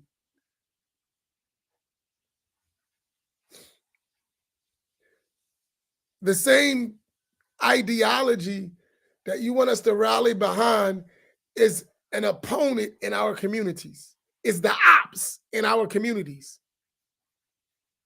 The same people you want us to rally behind on the ground in our community is our ops. I hope y'all understand that. And we know it. You want us to rally behind someone on the ground practically daily who's our ops. And soon as they get empowered, they'll do more oppression in our communities. And we will never even challenge it. And it will go as it's not a discussion. Don't talk about that. What you mean don't talk about it? See, we're talking about injustice, right? So we have to talk about it. Even if it's against you or myself. If we're unjust, we're unjust. Let's talk about injustice. Right now, that ain't important. I know. It's never important when it's for you to be accountable. It's only important when we're accountable. And I think this is something we need as a people to challenge. So in the voting aspect, please, whatever you do, vote the way you think is best. Don't forget yourself while you're voting. Don't let someone blackmail you into forgetting about yourself. Because that ain't even the issue. I hear the discussion and we're never the issue.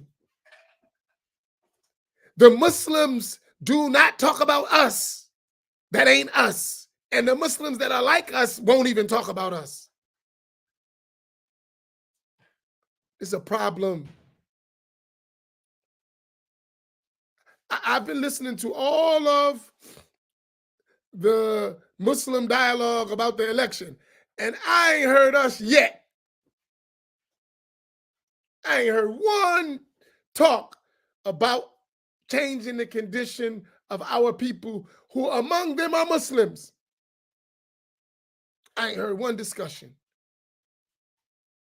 It's always talking about somebody else. As if we still not going through the genocide of our own people. We are.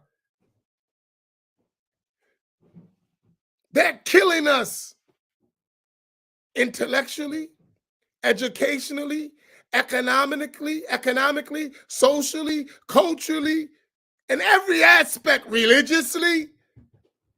They the ones that funded these ideas that corrupted our understandings of Islam and cause families to fall apart in our communities.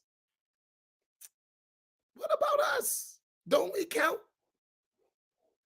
And if we don't count to somebody else, at least we should count for ourselves. When we going to have that discussion? What is the Black Muslim agenda that involves us? Because I hear your agenda for someone else. What's the agenda for us? Why we can't talk about that? Haram? No, obligatory. We're getting injustice. Obligatory to talk about that. Fard, at least fard kifaya.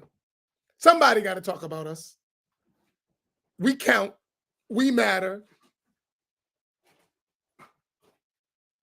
We're oppressed.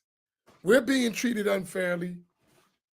Because remember, the ones you rallying about don't live with us. They only come take the money out of our communities and take it and send it to their families and build their communities and build things and high price us out of existence. What little bit we got, they take that too. This is real stuff on the ground.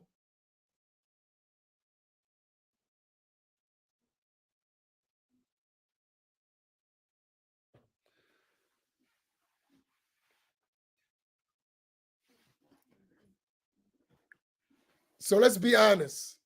Let's be real honest. If we're going to have a conversation that involves some honesty and fairness and justice. And for us, stop being scared, stop being intimidated to speak the truth to those who are complicit in our own downfall as a people as well. Because there are Muslims who are African American. And it was African American Muslims who really in this country led the charge for Islam, and now you make them irrelevant. And we need to be careful that someone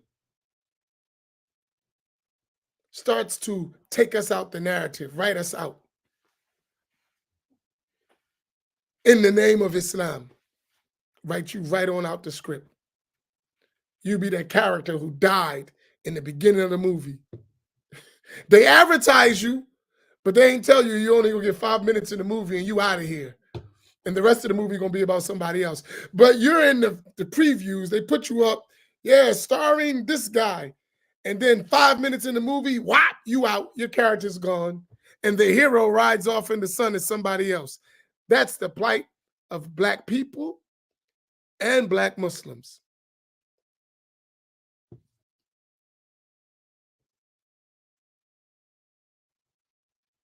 Think about our entertainers who became millionaires, even reached a billionaire. Don't you notice they writing them out the script now? And everyone who produced them, everyone who promoted them, walking away with the big bag of money, even the money that they gave them in the first place. So we have all music and this one and party and the freak off and the drill music. And now, okay, we use you up. Y'all getting too powerful. Bang, take them out. And take their money. Don't think this stuff ain't a conspiracy, an ongoing huge criminal enterprise. And we're the target. Think about it. Think about it. And what does it do for future generations? Yeah, you see the end result of them. Yo, Negro, don't you get too big for your britches. In every facet. Now, when they talk about even the Black Muslim, they talk about Al-Hajj Malik Shabazz, Muhammad Ali. Okay, where's our Black leaders today that you praising and don't exist? We slowly taking you out the movie. We slowly writing you right out the script. And at the end of it, we're going to be sitting next to the guy who put you in slavery in the first day, smiling, talking about great job. Don't be fooled. May Allah make it easy.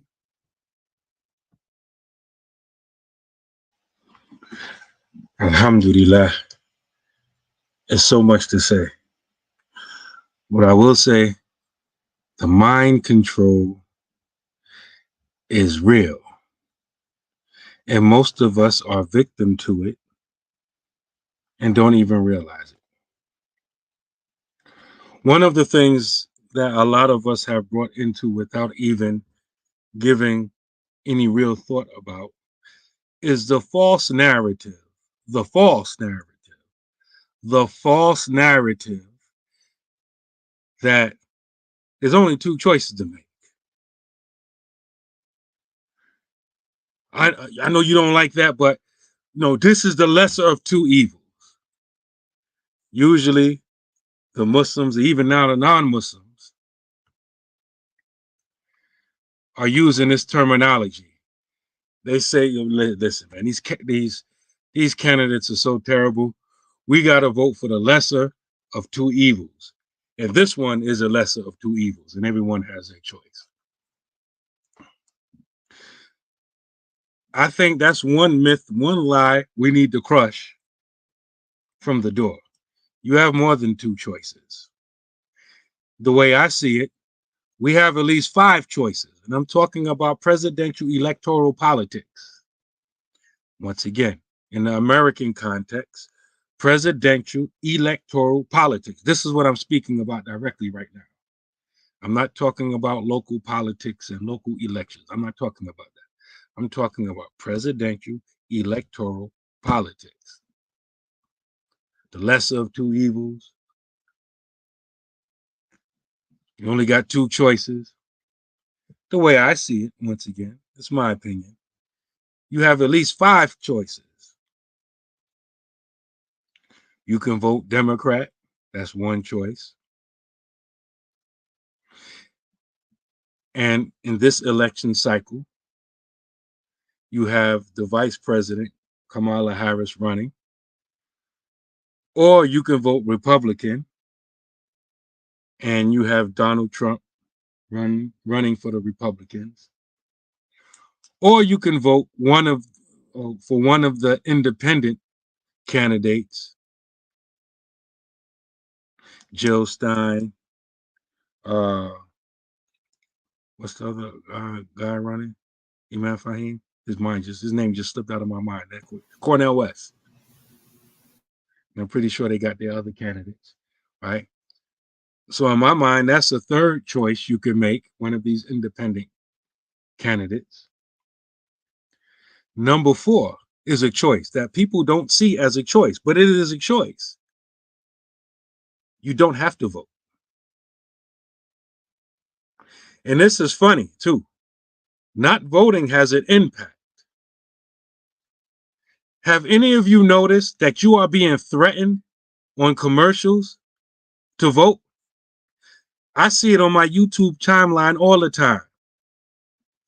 Election day is November 5th. Your neighbors and friends can see if you vote. After the election, the voter things is going to be updated, and your neighbors and friends can see if you voted or not. They can't see who you voted for, but they know if you voted or not. Like you trying to punk me to vote. If I choose not to vote, like you scare me. Like, oh, they're gonna find out if I voted or not, right? So they're threatening you on the commercials to vote. They're trying to intimidate you to vote. Have you thought about that? When you see those commercials, do you ever think, they trying to threaten me? They're trying to put social pressure on me to do something that I may not want to do. I'm saying all that to say that not voting is a choice. And all of these choices that I'm mentioning have impacts. And the 5th choice you have is to write in your candidate. You can put someone on, you put yourself on the ballot when you go vote. A lot of people don't know that. So you don't have 2 choices. You have at least 5 choices. Now let's look into this. Let me ask you a question. I need y'all to respond. Please don't take all your tight, because I know a lot of times when y'all don't want to engage, y'all take all your tight. Or I'm driving. All of y'all ain't driving, right? Who votes for the president? Me and you? That's a question I need you to answer, please.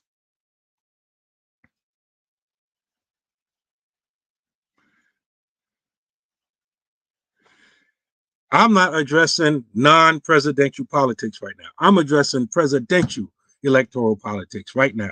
I'm not talking about nothing else.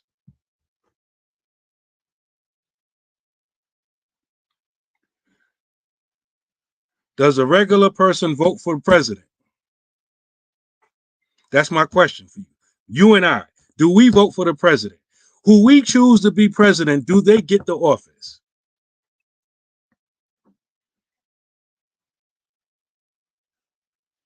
All of you are answering correctly. You're saying, no, we don't choose a president. You're saying Electoral College chooses us. That should make you go, why do people get emotional and try to pressure you to do something that they know doesn't have the impact that they are projecting it does? As if when you vote, if more people vote that your way, that's who gets the president.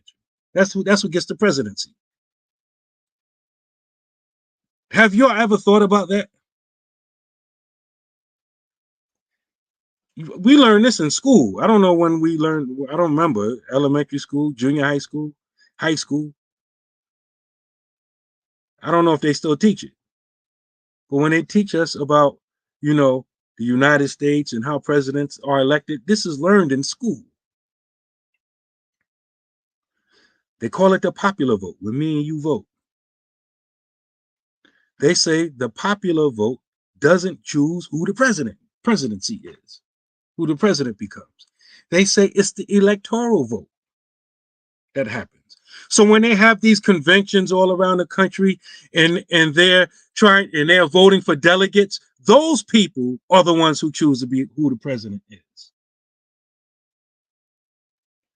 Now just think about it. Most of you already put in the comments that you don't choose to be the president.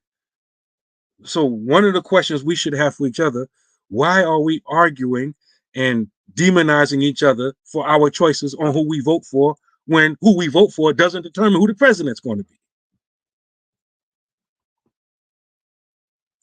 That's one level. The Electoral College. I want to remind you all of something here, because mind control is real. Mind control creates short-term memory. Like we forget stuff and we don't put it in our internal algorithm to help us make choices. So I pulled up the 2016 election. I'm on the Wikipedia page. 2 election cycles ago, 2016. Who was running? Hillary Clinton versus Donald Trump. Who won the popular vote? The people, the popular vote, Hillary Clinton won the popular vote.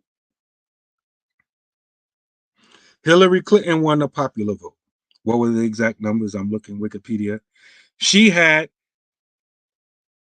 65,853,514 votes. Donald Trump had 62,984,882 votes. So Hillary Clinton had won the popular election. I mean, you go out and vote. Hillary Clinton won that. Donald Trump had 304 electoral votes. Hillary Clinton had 227 electoral votes.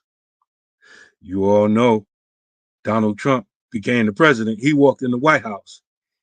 He ran it for 4 years. So you see in real time what we all just said in the comments that we know that the popular people, the regular people, their vote doesn't hold weight over the electoral college. The people voted one way, and the electoral college voted another way, and the way they voted, that's who became the president. Don't forget that when you having these conversations.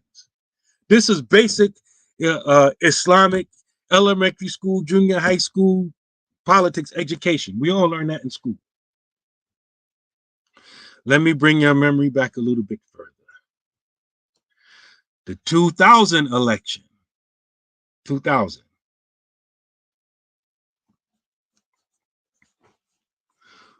Who was running for president? George Bush versus Al Gore. Al Gore was Clinton's vice president. This election was even more telling because Al Gore won the popular vote. I don't have the numbers up in front of me, but that's on Wikipedia too. Al Gore had the popular vote. I think Bush had it by one electoral vote. And that didn't even decide who the president was. There was a lawsuit. It went to the Supreme Court. I remember it was weird to me because usually for my life, right, you know, usually the president, the person who's the president is declared later that night when they count all the votes, or if it's real close the next day, right? But this time it was like weeks and nobody still knew who the president was going to be. So it went to the Supreme Court, and the Supreme Court ruled in favor of George Bush, and that's how he became the president. I'm mentioning all of this to us because a lot of times we get caught up in the mind control, thinking that what you do in a ballot box, whether you mail it in or you go to the poll directly yourself, that, you know, they're just going to add up your votes, and that's whoever gets the most votes, that's who wins. So we need to keep this false narrative and how things really work in our minds. And don't forget that when we having these discussions and arguments with people, and you know, they're trying to emotionally blackmail us into doing what they want us to do. Also, I want to add to that when these candidates try to secure the votes of people, you should pay attention to how they approach those people. If you pay attention to this, you will be disgusted and offended about how these politicians approach Black people in general. When they approach other demographics, they come with promises to do tangible things for those people. They know those people have an agenda, they want certain things, and so they come promising to give them some of what they want. When they approach Black people, they don't come with anything. They come with music and food and debauchery. Fawahish, that's what they come with. They come with people twerking, cookouts, music. They come with all types of wild stuff. If you're a thinking person, you would be offended by that. Listen, I need to secure the Black vote. So listen, I need you to get up on this stage, be half naked, and shake your booty in front of the voters. We need these Black votes. If you really thought about that, you would be embarrassed. Like Abdullah said, hot sauce. They get on radio programs, said, you know, what you carry in your purse? What you let our voters know what you carry in our purse. Well, you know, I keep some hot sauce. You know, Black folks love hot sauce. This is how they come at us. And the fact that Black people are not offended by this is crazy.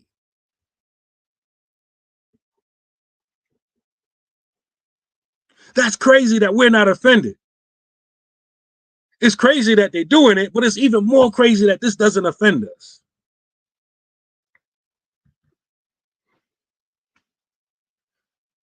And so at some point, and I think we're going to have to do it because no one's going to do it. People are going to talk about doing it, but at some point we have to do it. We have things that we want.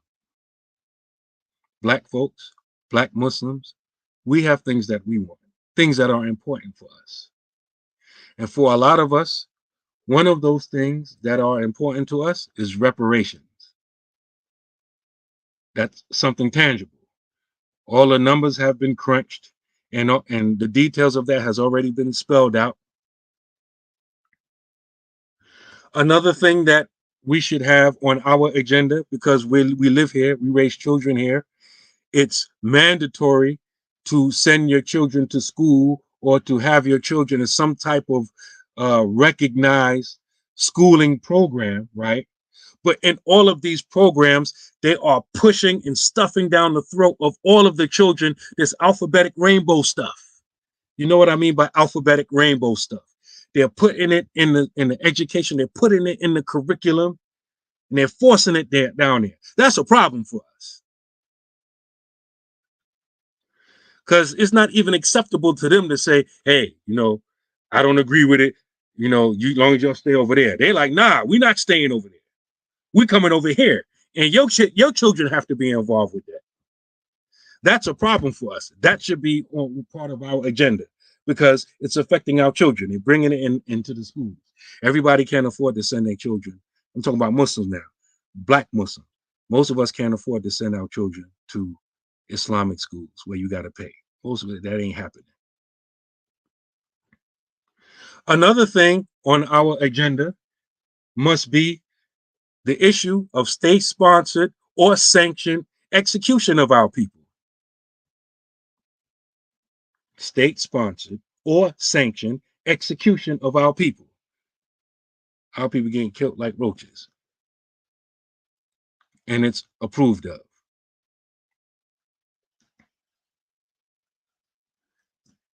And going back to the school system outside of the alphabetic rainbow stuff, it's the prison, it's the school to prison pipeline.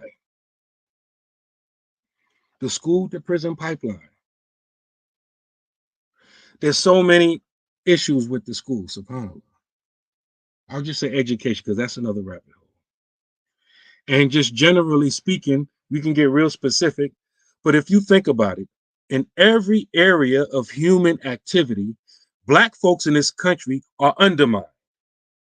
Specifically. Like in everything, they say we don't discriminate based on race, color, creed, blah, blah, blah, blah. They have that on paper. It's there in policy. But in reality, when the way things are actually done, they do discriminate, and it's always against us. I just give you one random example off the top of my head. There was this family. It was either a woman or a family, or it may have been more than one. But this person was they wanted to sell their house. So they wanted, to get it appraised. And so they felt like the appraised value of the home was low. So they felt like it was being, the appraiser was lowballing them because they were Black. So what the person did, and I don't remember if more than one person did this, or I'm mixing two stories up in my head, but the Black people who were selling their home, they decided to get another appraiser, but this time they hung up a whole bunch of pictures of white people around the house. They moved all of their personal effects. So anybody come looking at the house will assume that the house is owned by a white person.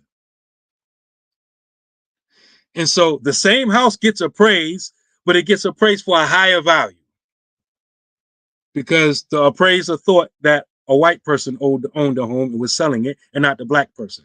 That's just one random example off the top of my head, how on paper, according to policy, they don't discriminate because of race, creed, color, religion, blah, blah, blah, blah, blah, blah, blah. But in reality, that's exactly what they do. They discriminate based upon race. And we're always at the lower end. We're always, the ones being discriminated against.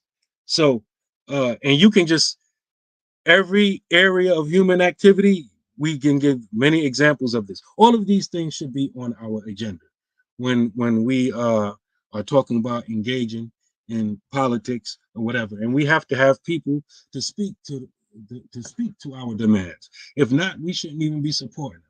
And we haven't even got to the level yet where we have an agenda and we have someone speaking for us. As Imam Amin said, they're erasing us from the movie. We already got killed. And the movie is only like 15, 20 minutes in. We already got killed off of the movie. So, before you start getting all hype and arguing with people and kicking people out of the deed because they didn't vote for who you want to vote for, you need to consider all of these things. Alhamdulillah. Imam Faheem? I ain't got nothing, man. I think the last time I voted for the president, I voted for Rocky Johnson. Y'all don't even know who that was, right? Yeah, he was part of the Liberty Party or something like that. Independent, one of them parties. Because they was the only ones that was, as I was watching the debate, I think that was 2008. They was the only ones really talking sense. They was really talking about Israel, All the rest of them was talking that other nonsense. But yeah, a lot of jewels been dropped here, so I'm just going to keep on propping. I want to say something because I was watching the thing and I was listening to somebody send me a message. They like, well, Imam, who does the Black Imams Roundtable support? I said to them, we don't support nobody. And I think you gather from that, we don't support any of them. Not one of them. And I'm speaking because you just heard me. We don't see anyone who's thinking about us. I spoke, but I extracted from y'all too. That was y'all feeling too. Am I right or wrong? You ain't never lied. Right, because I see it. Now, we had this discussion before, so I know how we feel. If you're going to vote, I would suggest you find something in all of that you believe in that helps your reality, right? That's my suggestion. Because I pay attention and I watch moves. I'm a firm believer in the house Negro concept. Whether the house Negro is Muslim or not Muslim, I pay attention. Right? I'm grassroots as it get, right? I see the moves of the house Negro.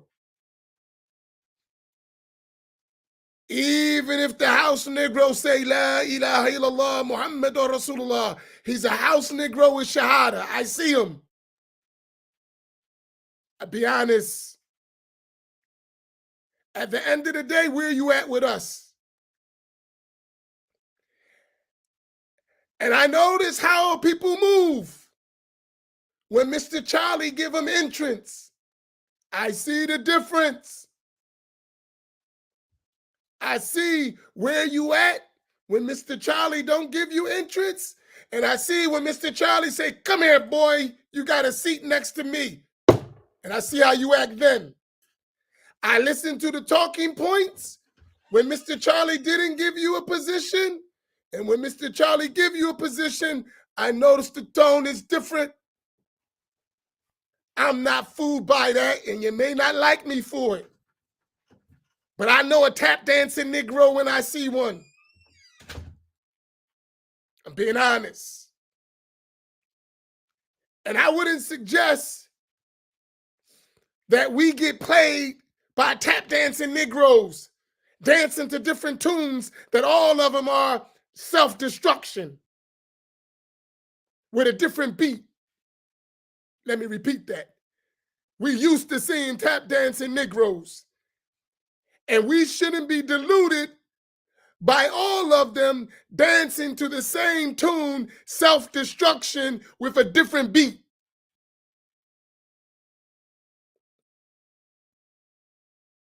So we don't support none of them. But as my teacher said, this is my position. The wise person, and please write this, the wise person is not the one who can distinguish between good and bad. The wise person is the one who can distinguish between the best of the good and prevent himself from the worst of the bad. That's wisdom. Not just good, bad, either or. No. This is all bad. What's the least harmful of all this bad stuff? This is good. What's the best out of this good? And that's something we got to distinguish. Because I watched how they sell black people to black people. You know, yeah, we got so-and-so on our ticket. So-and-so's at the head of this ticket. And then when we look, does so-and-so really represent us? No. What's the interest of so-and-so? And you watch people, watch when they get money. That's what we used to say in the streets. Watch when this joker gets some cheese. Watch him. As soon as he gets some money, he different. Let me tell you a story someone told me at work. This is going to make you laugh. And this is reality, though. Y'all ready? Story time. It's not from the sale. This is just story time. It's a story that is an analogy to a reality. There was two black people driving down the highway. And they saw a sign. It said, "Get white for only $98. Get white for only $98. So they're in the car together. One has $99, one has $97. They're driving together. They see the sign, "Get white, $98. One has 99, one has 97. So they say, "Yo, let's pull over, man. We could become white. And since you got 99, you go first. If it works, then you give me the dollar and I'll get it done too." So the guy with 99, he goes in. He gets the what they call the bleaching. He becomes white. Nice, fit right in. White now. He's official. He comes out, and the other brother sitting there with $97, and he's like, "Whoa, it works. Yo, man, let me get that dollar." And then he looks at him, he says, "Get a job, nigga."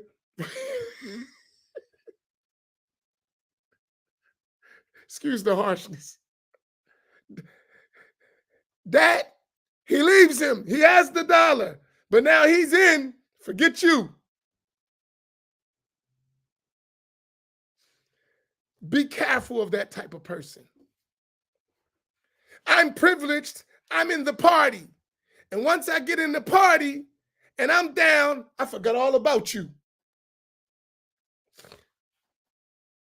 We've seen this movie before. Don't be deluded.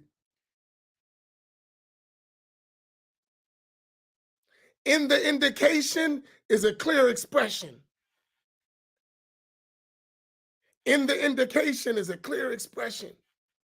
Stop going for the banana in the tailpipe. If you really with us, we'll know it. Because you'll end up, you see what was happening already. You see the moves. They're obvious because we don't critically think, especially with an Islamic lens. We have so much good opinion that we lead ourselves to slaughter with our good opinion. We have so much good opinion, and only we have that we lead ourselves to slaughter with a good opinion. And everything is right in front of us. We see it. I'm watching your moves. We Muslim. And you tell me, oh, we don't worry about what's going on in people's bedrooms. As a justification, while you are supporting things that are necessarily known to be against Islam. And you're going to be silent for your move. Huh? Say that again. Pandering to black folks for Mr. Charlie or Mrs. Charlie. Who cares which one you pandering for? Charlene. Mr. Charlie, Miss Charlene. Not the Bill Bojangles. You will notice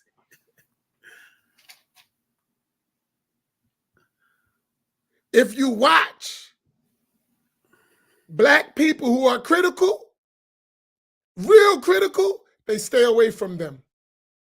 They don't have conversations with real critical grassroots black people. They don't have those conversations because, people's in the mainstream, they're going to play.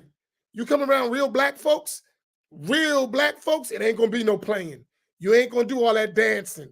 You ain't going to dance around questions. None of that's happening. So I'm saying to you, from the Black Imams Roundtable, now we ain't buying none of that. However, find your interests. And hopefully one day we will do what Imam Naeem is suggesting that we have our collective interest before we talk to anybody. But because we don't have a collective list of needs and concerns and demands, they can manipulate us. They blackface us all day long, right? All day long. And everybody know it. So for me,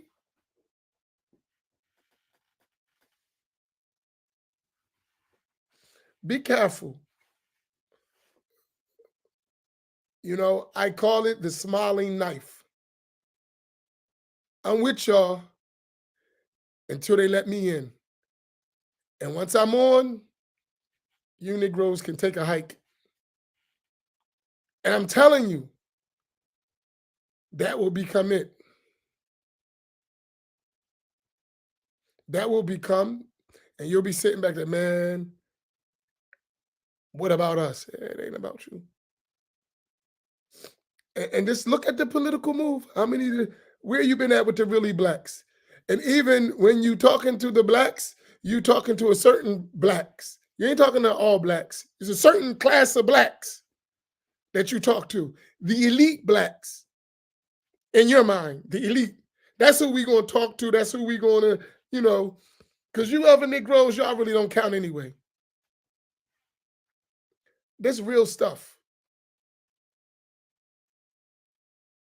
Y'all usually just going to follow anyway. Y'all not going to critically think. Y'all not going to challenge us. Y'all ain't going to do none of that. So we don't even need to talk to you because you're going to just, whatever master say, that's what you're going to do. That's real. I hate to say it. And we got to start working to change that. Listen, that's what the Black Imams Roundtable is all about. The Black Imams Roundtable is saying we ain't listening to you. If we ain't concerned, you can't tell us what to do. We ain't hearing it. Absolutely not. We're not just going along and you pat us on the head, good boy, good job, and that's it. No, absolutely not. Even if we stand alone, we're not going to do that. Every time we talk, you're going to be reminded of us. You might not like it, but every time we talk, you're going to be reminded of us. It's never going to be a conversation where we forget us. That's never going to be a conversation, inshallah. I hope we never betray our people to the conversation is not about us. It's always going to include us. And it's right. And I expect when you have a conversation, it includes you. That's justice. But we can't keep being someone else's token Negro. We can't keep being like that. And because we Muslim, don't mean you ain't a token Negro. You're just a token Muslim Negro. Right? It's no problem, right? And may Allah help us. May Allah help us. Okay, that's my spiel. I wanted to say that because I don't want people to think that we tricked. We not. We see it. And all of us know it. And I don't want to be mean and pointing it all out directly. So I think you got from the indication the clear expression. If I say it directly, like, oh, here come mean, being mean. And y'all see it. You know what was happening. You notice what you ain't seen doing this whole stuff. Or you just ain't paying attention. You know where you ain't been doing all this stuff. I do notice that. I didn't miss that. Did y'all miss that? Not for a second. I ain't miss it. I always watch how people move. Gotta watch them jokers. Yo, I thought we was down. We not. I thought we was homies. I thought we was on the same minhaj. How did we get missed in the whole thing? Not a phone call. Not even a response. Like Ice-T said, what's up? You said you want to beat down, ease back. A little sucker get beat down. Out of my face, fool. I wonder what happened. Does it remind you of the guy who went in the store and got white and kept the dollar and left you where you was at? Does it sound familiar? Does it ring a little bit?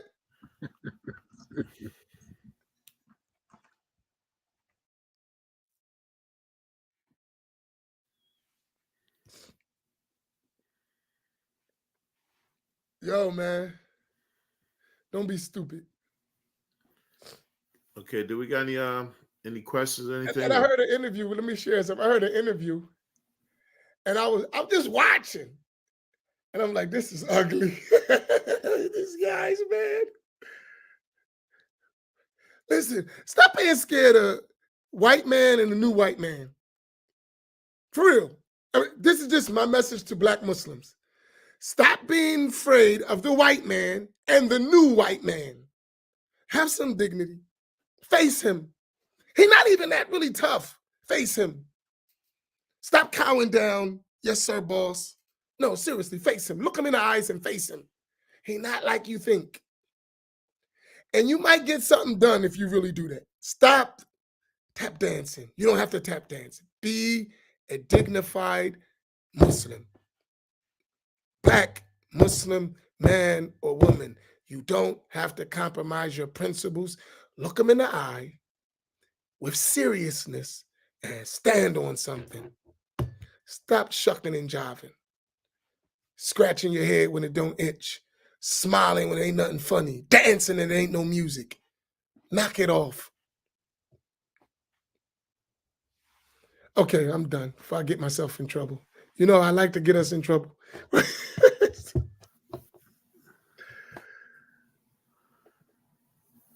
Okay, so do we have any other questions, or how are we looking on that loaf, man? Anything?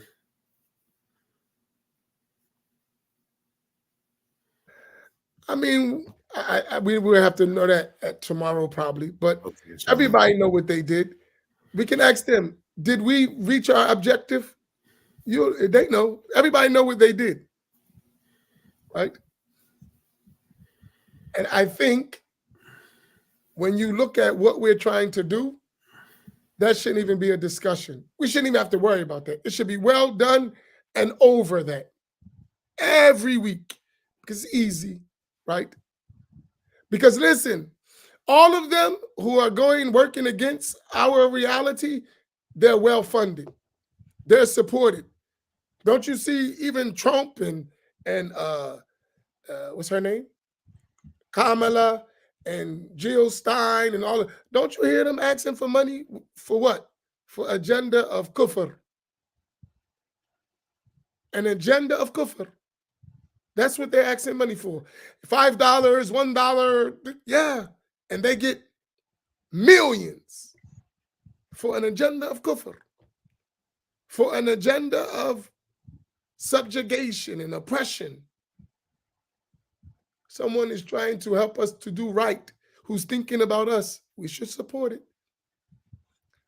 It's the same work. Just support it. And hold us to keep the message going. You know, those third parties, they know they don't stand a chance. You know what they're trying to do? They're trying to get enough vote so they can get some money. They don't stand a chance at all. But if we can trick enough of y'all,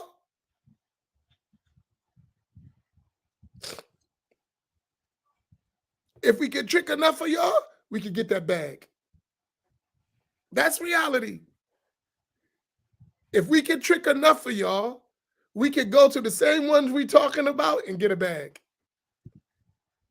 We know we ain't gonna win, but we could get a lot of money in the process, and then eventually, you know, we're gonna do you a favor. Isn't that what the rest of them say too? Help us get a bag, and we got you. A lot of people don't recognize that it's all about the bag. When these community-based organizations reach out to you and offer you transportation to the polls and registration, they was given a bag to do that. That did come out of their own pocket. That came from the whatever party that was, Democrat or Republican. They got a bag from the National Party to come and encourage you to register and to vote.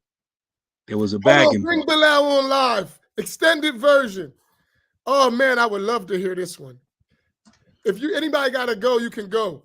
We got an educated brother who I really love. Bilal, you are welcome. He got a good conversation. He had a big Can we have him? You know him? Yeah. Yes. And he's influential. Bring him. Can we bring him? I would love to hear him. Bring him. There you go, Bilal. We only bringing Bilal Shabazz in, unless the imams give me permission to bring someone else in. But I know who Bilal Shabazz is. Bilal, there's the link. Join in. I would love to hear your commentary, especially what you're getting ready to do. Now put the rope on after him. Ain't nobody else coming in unless they pay after-hour fees.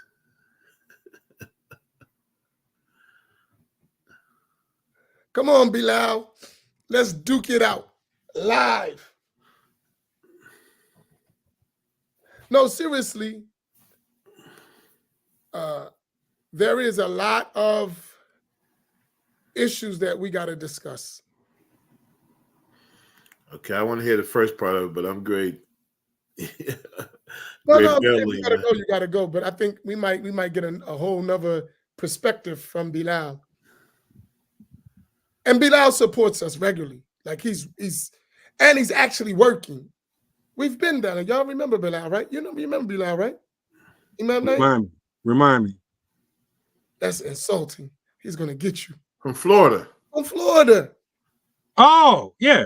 Man invites you, does all the work, comes to visit you, support everything, and you don't even remember who the brother is. Man, that's that stuff I'm talking about.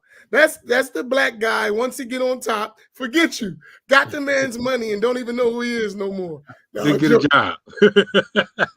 Yeah, I know who he is, man. Come on. You see, Bilal, that's what I'm talking about. That's that $99 guy. So I know Bilal. Wa alaikum salam. Wa alaikum salam. How you brothers doing, man? Alhamdulillah. How you doing? I was on a town hall meeting, and then I'm getting texts that something going down here. But I split my time between here on Bert, listening to you brothers, of course. But there was some other stuff going on too that I was a part of. Not a part of, but listening in. So what's going on, man? What town hall meeting? I hear some stuff about the third party option and What town hall meeting? The Green Party. But Brother Butch Ware, Bilal Ware, and Jill Stein. On that town hall, be honest, how many issues were talked about the Black community? Well, they do have on their platform, if you go to their website, that they back reparations, which is what I'm definitely down for. I'm also part of ADOS Advocacy Foundation. You know that's a long shot. Well, free access to healthcare, free access to healthcare. They public free public college. Free public college education, which it used to be. They just started, I think back in the early 80s, they started switching, and Reagan actually started that stuff out in California. The CSU school system used to be free back in the 70s and back in the 60s, but they switched it and started charging people money because the Black folks and the dope heads was getting together and going against the Vietnam War. So Reagan was like, well, they go to free college to protest, and now we're going to start charging. But a lot of people don't know that public college, especially in the CSU system out in California, used to be free. And I came in like on the tail end of that. So the Green Party is talking about doing that again. They're talking about Medicare for all. A lot of Black folks could definitely benefit from that. So they're also doing a poor people's agenda, trying to get rid of poverty, shrinking empire. Same thing what Dr. Cornel West is saying, closing some of these bases around the world. Number one, definitely stopping having an arms embargo against Israel, the Zionists, and also dealing with the situation over there in Sudan. So in regards to what we talk about, domestic politics, foreign politics, the Green Party is on point. So I don't outside of reparations. So outside of reparations, all of the other issues you mentioned, no, not really specifically for Black people, even though Black people may benefit from those things. And this, I'm just mentioning that because when in these presidential political conversations, when it comes to other demographics, and they ask for certain things, they are specified and singled out for benefits that will benefit them exclusively. But when it comes to Black folks, usually it's, we're going to do this. It is going to benefit everybody else, but Black people will also benefit in that. There's nothing exclusively that's targeting us for benefit. Like, for example, the most popular is the alphabetic rainbow stuff. The LGBTQI, all that stuff. They get benefits specifically for them. Mm-hmm. So, because I'm mentioning that because Imam Amin asked you about anything specific for us, Black folks. Well, I think reparations is specific for us. That's our inheritance. Right. I said outside of thing. Field order number 15. Right. I agree with you. I said that. 20 trillion. I mean, the down payment. I said that. I said you mentioned reparations. That's a huge thing. I said outside of reparations, everything other than reparations that you mentioned isn't specifically for us. I agree with you. The reparation, that's for us. Well, that's like the main thing. I mean, if we get reparations and then build a Black agenda around that in terms of guaranteeing that, it's like, for instance, with the SBA loans. People talk about that all the time, but if you try to go get an SBA loan, not only will they make you come up with a lot of money on your own, but a lot of times they'll force you to put your house up and stuff like that. So we know that there's a high rate of business failure. So what happens is a lot of people end up losing their homes. A lot of Black folks who try and apply for these type of end up losing their home because the business ends up failing. So the Green Party is like, that is not, you don't do that. They'll allow you to get an SBA loan without putting up collateral like your house and things like that. So that's one of their agenda items. Again, free healthcare, Medicare for all. That's a big deal. For me, as long as we can have those other things put in place, that would solidify, what I call the nest egg. The reparation is like the seed. It's the nest egg, because you don't want people. Yes, sir.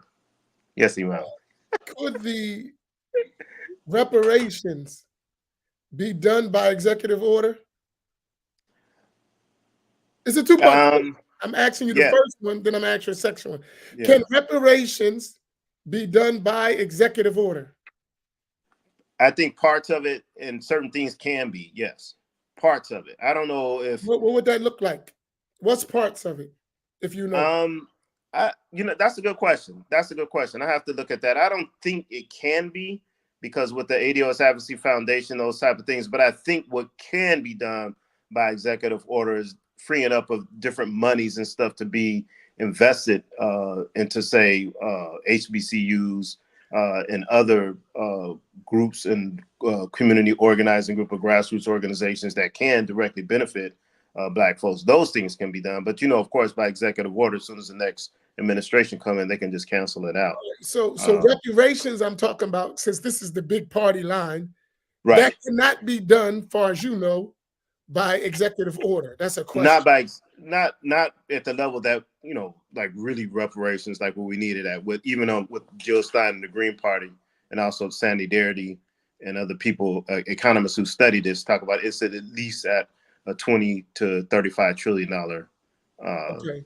So that, yeah. The only way that could actually occur is through an act of Congress, right? Real reparations would not happen without an act of Congress. Yes. Absolutely. Right? And even if, which we know is not going to happen, just let's suppose it would happen. The Green Party or any other third party would need the majority, or at least a great portion of Congress, to enact any of those things, right?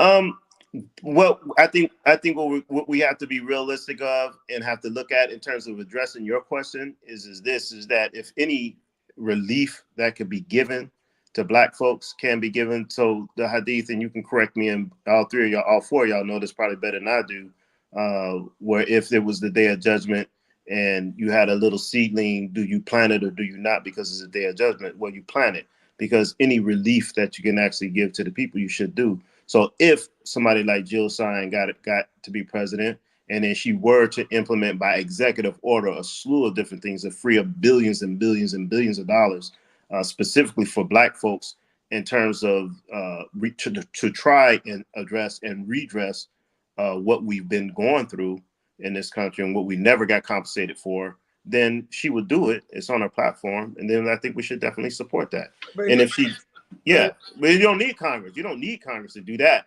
It won't be the approaching the 20 trillion level, but she could do a lot. I'm talking about billions and billions of dollars. She could do a lot. So here's my question that I would ask. A serious question. Right. So the reparations, we could take that off the table. That ain't happening. She's not even in the position to do that. Would you agree? Full reparations. That's not happening. I think what we have to look at is that reparations is a generational struggle. It's a generational movement. So it's not something that's going to happen next year and the next 5 years. So selling us not 5 years, not 8 years, not 12 years. Well, we don't know that. We don't know that. Okay. So that means you're going to tell me, follow me. I want you to follow. And I'm asking this because what I smell is hot sauce. You get that analogy? Well, with Hillary Clinton and yeah. In other words, the hot sauce is reparations. I'm gonna give y'all some money. I know that's not realistic, but if I can put that carrot in front of you, I can get you what I want you to do. See, I think what a lot of us misunderstand is that they think that voting is the lowest expression of democracy. It's the lowest expression. So when people don't do what it is that they're supposed to do, then there's certain things that you should do in order to try and take them down and make change happen. So everybody thinks like, oh, I voted, and then that's it. And that's a problem. And you see that in this country a lot. Exactly. Voting is not. Voting is just it's really the lowest form of expression in a democracy. So we have to get past that. If we vote for Jill Stein and she reneged, basically she lied, then we vote her out. We get somebody else in there. All right, but why don't we, and this is what Imam Naeem was talking about, collectively, why don't we have our realistic agenda and not let them give us an unrealistic agenda before we give them our votes? I honestly don't feel that. I'm a member of ADOS Advocacy Foundation, and I don't think that our push in terms of building that movement is unrealistic in terms of get reparations. Jill Stein adopted that platform or that agenda item into her platform, as well as the whole climate issue, as well as Medicare for all, in terms of all of these things. And I don't think, and right now as it stands, they're the only opposition party to Team Blue and Team Red. And so, and then for us to sit out and not expand. So I think a lot of people misunderstand it. We said, well, she ain't gonna win. It ain't no hope. The issue is that if we can get her to a 5%, her and or Dr. Cornel West to a 5% popular vote, that opens up things in terms of from a federal standpoint that they have to be on all the ballots in all 50 states at the next federal election. Okay. So it's a strategy. It's a strategy that's being employed here. We have to break this duopoly. If we don't break this duopoly, then you can just forget. We might as well join Brother Naeem over in Gambia and just call it a day, honestly. Yeah, but my question, these are like, when I look at that, I look at, if we're going to make change, I think we need to look at collectively what are our immediate interests and our long-term interests. Not let someone sell us long-term interests while we suffer immediately. They get the immediate interest and put us on the back burner. Because if they give me an example, okay, they get to give me an example. What you mean by the short term, okay, and long term? So we give them the vote, right? We give them the vote. They're not going to win. They get to this percentage. They get money for that percentage, right? Right. So they become eligible for federal funding. Right. They become eligible for federal funding. They get money. Yeah. Federal funding is money. That money goes into their efforts to do their work, right? Their work has a long-term goal for us. But in the meanwhile, they're benefiting right now. With us coming in the future, do we have an agenda that says, no, right now, this is what you must do for us? I think we should. Do we? And I don't. And I do. In the discussion, the reason why I support the Green Party and other independent candidates like that is because they do have an agenda that represents us now, and we ain't selling out to no Democrats, and we ain't selling out to no Republicans. Medicare for all. That's now. That's now. Okay, but that's not going to happen because you're not in office. All you're doing is getting money. So now that you get money and you're not going to be in office, what does that look like to us on the ground now? First of all, the money situation in politics is a problem. The Green Party, along with other independent groups, have been pushing for voting finance reform, meaning that Citizens United, get rid of it, because that's really, it exploded and caused even a worse problem. So we can have a situation where if a candidate, no matter what, if they reach a certain level in terms of public support or public endorsements, that they automatically qualify for a certain amount of public funding. So we have public funding of elections, where it's no more that, somebody like Kamala Harris can come out and raise $500 million in a month. That everybody is even. If you qualify, say if I get, 1 million people to say that they will vote for me, well, then that qualifies you and everybody get the same amount of money.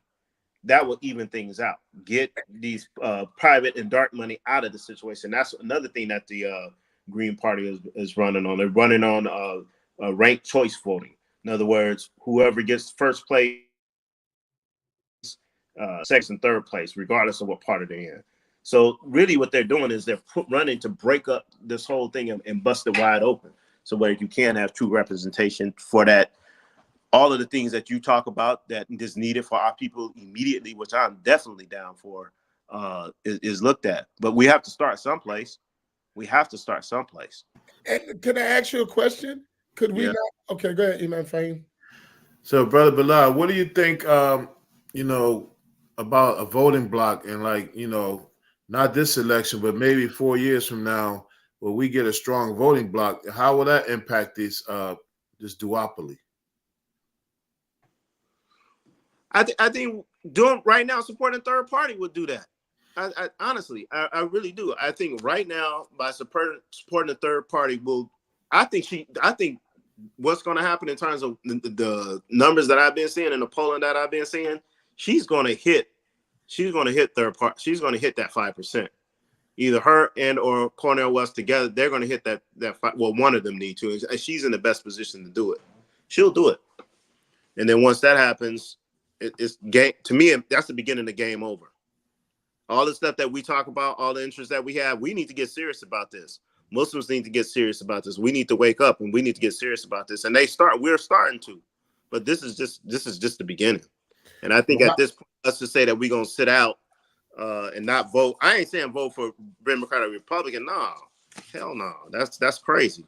Well, how does it work when we see we're defining what we're looking for, and then you get these people, these Muslims in Dearborn, just openly endorse Trump? That's a minority, man. Don't give into that stuff. Not even close. That's a ploy. What's that? Ploy. They are very much in the minority. 20 of them, if that? I don't even think it's that many. So they do that kind of stuff, and then you look at how many Muslims, even if you talk about Arab Muslims who are supporting third party, it's not even a comparison. It's not, but they are not going to report that. That's not what you're going to see. That's not what you're going to see. I think we're going to be really surprised. I don't think Kamala's going to win. Honestly, I'm almost sure she's going to lose. Trump's going to be, get ready. Trump's going to be the next president.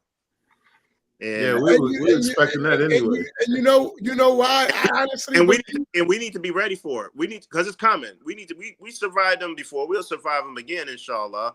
But I think once the data comes in and they start investigating the data and they start looking at why did Kamala lose, it'll take them a few weeks or maybe a few months, and it's going to come down to the situation in Gaza. I mean, that's what we want. We need her to lose because of the situation in Gaza, situation in Sudan.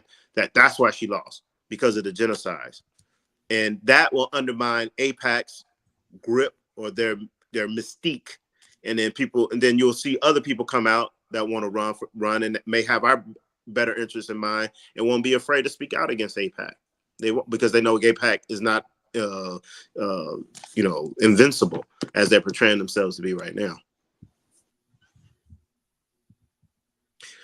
So, brothers, I think we really, really should consider definitely voting for third party, whether it's Cornel West or whether it's Dr. Jill Stein. Either one is fine. I mean, I'm personally supporting the Green Party. I've been supporting them ever since they cheated Bernie Sanders is when I went green. So it's been 2 election cycles, 16 since Obama. Yeah, after Obama, I voted. The first time, I voted for Jill Stein, and then I voted for her again. Now I'm voting for her. Where's Cynthia McKinney when you need her? That's who I want to win. So someone asked a legitimate question. What's the Green Party's position on LGBT and in schools, education, mandating that education in schools? That was a good question. Someone asked that. Yeah. Just like all of them, probably, I don't think that they're anti-LGBT, but I don't see them outwardly supporting it when we talk. But I know on their online, I'm almost sure that they do. That's American politics. I don't I have to look. I don't see it as much. Yeah, I understand that. Imam Naeem raised that issue about Yeah. education, about So when we schooling. talk about the lesser of two evils, right? When we talk about the lesser of two evils, so we look at Kamala Harris and 250,000 Muslims killed in Philistine, and probably more than that killed in Sudan. And then somebody saying, well, I don't support beating up an LGBTQ person because they're gay, or I don't support firing them from their job because they're gay. That's a false narrative too, by the way. People beating up LGBT people. When you look at the or firing them from their job because they're gay. I don't, you know. When you look at them, the statistics, the violence against LGBTQ people are by LGBTQ people. True. It's not from outsiders doing it to them. You're right. And it's also the same thing. Like for example, Asians got a hate crime bill on their behalf, specific for them. So violence or any type of discrimination against them can be classified as a hate crime. Black people get more done against them, and we still don't have a bill that will make aggression towards us considered a hate crime. That's another thing. Maybe for a future election, we can put on that. The Democrats gave us that, right? Exactly. So that's my point. So black folks, the issue isn't the Green Party. The issue is black folks, all these ninjas walking around here and voting for the Democratic Party. You have a lot of black Muslims hog-tied to the Democratic Party. I call them mules. They're just carrying. I believe. I agree with you. And they need to get out of that. And they look at me like. So have you ever thought about a party that is more for our agenda, that we maybe need to consider making our agenda collectively instead of following someone else's agenda? I think that is something that can be done, but right now politics is still one man, one woman, one vote. And I think that we should do something like that, and then work on possibly doing some type of and then possibly try to work in some type of allyship on commonality. Right now, that one man, one woman, one vote doesn't really apply to these presidential electoral politics. Even Jill Stein herself said that they want to work to abolish the Electoral College. Yeah, it should be abolished. It's a holdover from slavery. But right now, as it stands, there is no one man, one vote, because we're not voting for the president anyway. Yeah, not for president. Yeah, I agree. Not for president, but they're talking about it, abandoning it for the presidential election. But everything below president, it is popular vote. Right. And really think about it. Look at politics on a local level. I think that's what we really need to focus in on, is on a local level, because that's what these regressives, what they call themselves Republicans now, that's what they did for since Ronald Reagan. They just went back in-house and just started focusing everything on the local level. And then they took over all of the city councils. They took over most of the governorships. And then now you have all of these problems coming out with a lot of them, which, some of the things I don't disagree. And I mean, I don't like the whole thing in school with the LGBTQ stuff in school and all that. That's madness. The Democrats, they just went too extreme. And I think that's what a major problem is, why somebody like Trump can come in, because they're too extreme with this LGBTQ issue. So, I mean, I appreciate the thoughts, but I really would like to see an agenda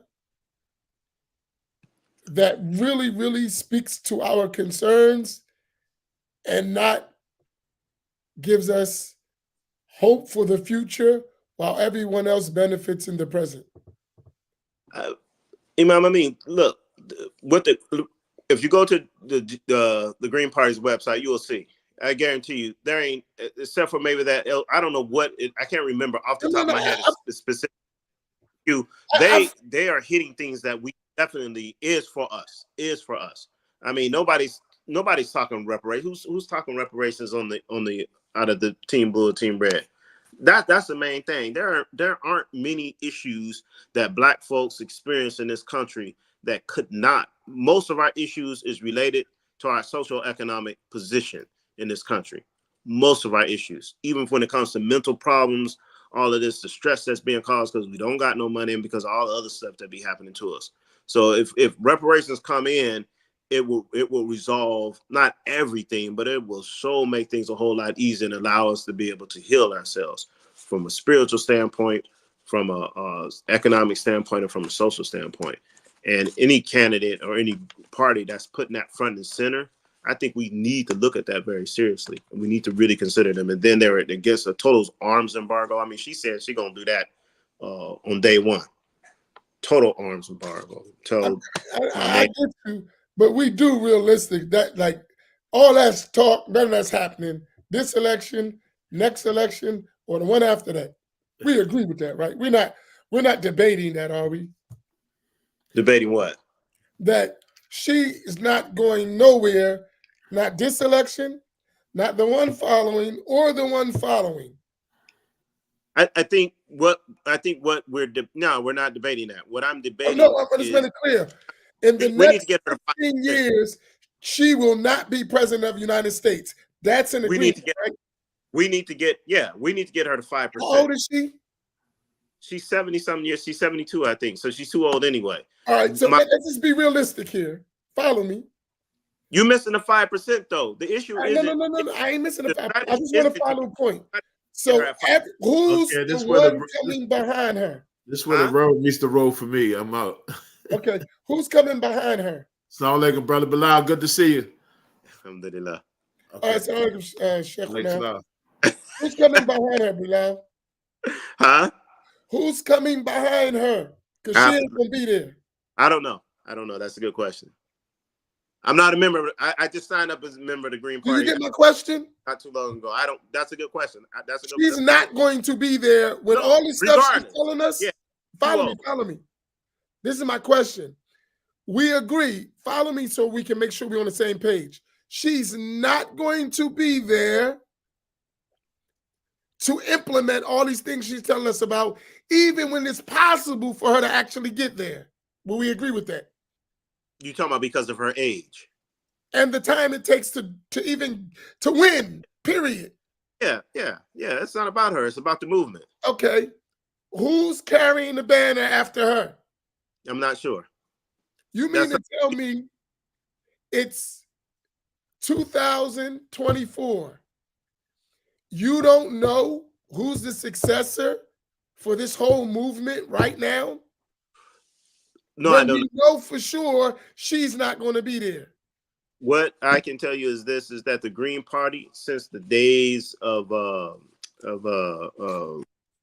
Nader, it's the same oppositional platform that was started back in the day with Ralph Nader. I think just like, the analogy that I like to make with the New England Patriots with Bill Belichick, it is the system. We can get anybody in there to run the play. It's the system. So my thing is that when I look at the Green Party and what they've been standing on since the days of Ralph Nader, it really don't matter who is in there. What matters is that what that agenda is and what that platform is that they're running on. That's what's important, because that's what they're going to be standing by. And I'm not voting for an individual. I'm voting for the actual. Okay, let me ask you a question. When did Ralph Nader first start or run with the Green Party? What year? I think 87, 88, something like that, in the late 80s. So let's say 88. Mm-hmm. So we're talking about, it's 2024. Mm-hmm. So that's 36 years, right? Right. So 36 years, we're just doing critical thinking here. Right. 2024. In 36 years, they have not achieved their objective, right or wrong, of being on the ballot across the country in 36 years. They're on the ballot across the country now. I think what you're doing is where they would get equal funding and on every ballot, like everybody else. You're comparing apples to oranges. No, I'm asking. I'm just asking. No, what I'm saying is, but you're answering a question, but you're putting it in the particular framework that doesn't apply to them. They're independent party. They're independent party that the Republicans and both Democrats have a lot on the system. So you can't go and say, well, that's what what's the names were trying to do on the Breakfast Club. whatever her name is, not Issa Rae. What is that girl name? But that's what she was trying to say. But you can't compare the Green Party to the Republican Party. I'm not comparing them. I'm just talking about the Green Party alone. If you're telling me, listen, let me give because the Republicans and the Democrats have a lock on the system. You can't break into the system. Okay, fine. Yeah. I agree with you. That doesn't change the reality.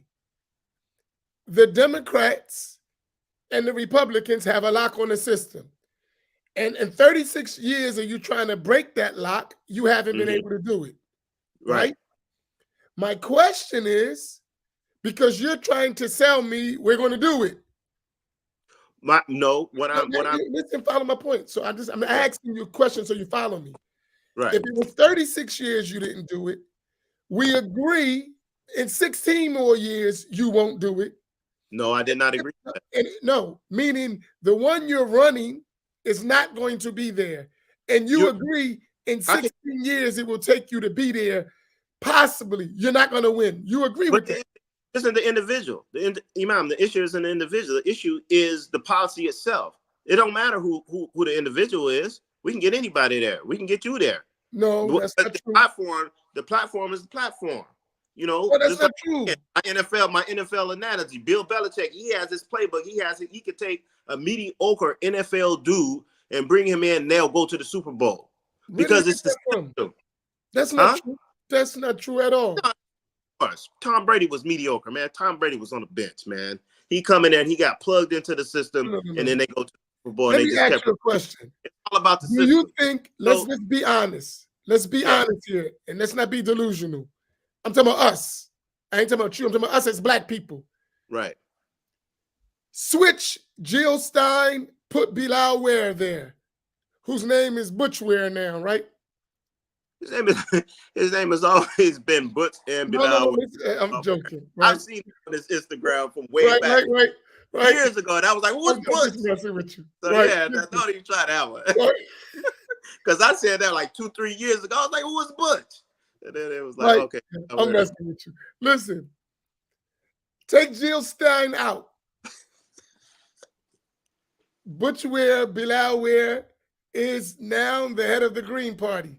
Is he going to get the support as Jill Stein? Come on, let's be honest. I don't know. I think it would. Naeem, what you think? I mean, I'm looking at the support he's getting when he go on the TV shows and talking. I'm looking at the support. He don't have the complexion for the protection. Come on, man. Would you stop it? Bilal, you're too smart for this stuff, man. Come on, man. Stop. What? I love you, but stop. Stop it. What? Imam Amin.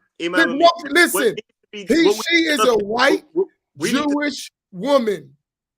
And? She's going to get a support that a black man is not going to get. Even from those Green Party people. I don't necessarily believe that. I don't necessarily. Okay. And you want to know why? And you want to know why I don't necessarily believe that? Because you have somebody out there like Trump who is pushing what he's pushing. You have, if you were to say this like 10 or 15 years ago, I would probably be like, you're probably right. But with the advent of the situation that's going on in Philistine and within Gaza and the bombing of Lebanon and what's happening with the U.S. in terms of BRICS coming up, you know, the southern countries coming up, I don't believe that. People, and we're seeing this whole thing with the climate change, man, people are waking up. Even white folks, a lot of white folks are waking up. So I don't think that's true. I think people have gotten past or getting past that and going to be looking more at what is your policy and what it is that you're talking about. So let me ask you a question. If we're talking Kamala Harris, Kamala, a black woman with millions of dollars. Oh. You said that black woman.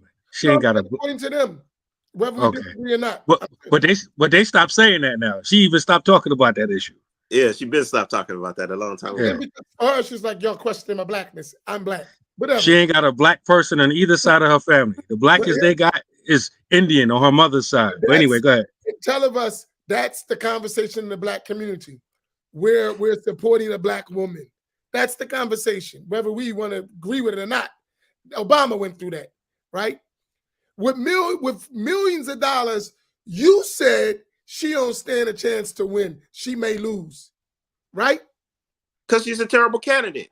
Stop. What, with all that funding, then you're going to jump and tell me that a person who's not of her political experience, not of her background, stands a chance? Yes. I don't see it. And Kamala Harris, nothing personal. Kamala Harris is a terrible candidate. Just like Hillary Clinton is a terrible candidate. Kamala Harris, what has she won? I don't even think she won a senator. She was appointed as being a senator. She didn't run against nobody. I think she only won when she was the AG for a little while. And there's a lot of stuff out there how she even got put up that high as the Attorney General of the state of California. But she hasn't won. She's a terrible candidate. Listen to her. The more she talks, the more you see how flawed and how she don't know nothing. And here's what I say. I don't disagree with you with none of that. But what I'm telling you is and you know this, we have traditionally always been sold a lie, right? And I'm saying to us, because the lie is blue, red, or green, it's still a lie. I'd say, follow my point. I'm not saying don't vote. I never said that. Right. What I said is look for our interests when we do vote, if we're going to vote. Absolutely. And what I'm saying is, you're telling me something, not you. When I look at the Green Party, I see myself. I see the same game being played firsthand. I'm watching. And I'm saying, you're just selling us a dream. And how realistic is that dream? And do I want to take the chance of my children going through a system that doesn't directly affect them? That's my question that I have to ask myself, right? Am I doing something, and everybody can ask this question, that in hopes for a better future that may not come? Or do I vote for something that's tangible while working on that future? And that's within a system that's corrupt, that we all agree. Right. And what I believe as Muslims, we're being gaslighted. Black Muslims, I believe that. That because the Sudan is thrown in with no real reality. It's thrown in the conversation just to say we're not racist. But in reality, it's not really being addressed. And it's not at the forefront. And you said more people are dying. That was what you said. Why do you think that's the case? I'll let Imam Naeem answer that. Say that again. Why is it that the Palestinian issue is getting more coverage than the Sudanese issue, and it's being put as if these are two genocides? And Bilal said, because I don't really know the numbers, right, that the numbers are higher in the Sudan than in Palestine. Why is it that the Palestinian issue is up front and the Sudanese issue is a tag-along issue only in the Green Party? Because I don't hear nobody else talking about that. Because the Muslims who have immigrated in this country, who are actively seeking to erase us from the history of Islam in this country, they're the ones who put that at the top of the agenda. I mean, that's simple to me. Like, when they're not talking about Sudan, they talk about Palestine. That's my opinion.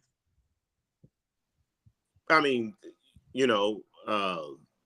there's more Palestinians outside of Palestine than actually live in Palestine. And when you look at the statistics in this country, in terms of out of all the Arab groups or ethnic groups in the United States, the Palestinians actually are the most educated in terms of college degrees. So they, outside of Palestine ain't fare out very well, and they've inserted themselves into certain areas where when this type of thing jumped off, they started flexing whatever abilities and things at their disposal, whether it was social media, whether it was monies, whether it was, Doctors Without Borders. A lot of Palestinians are doctors, and so a lot of them went over there had been going over in Gaza for years.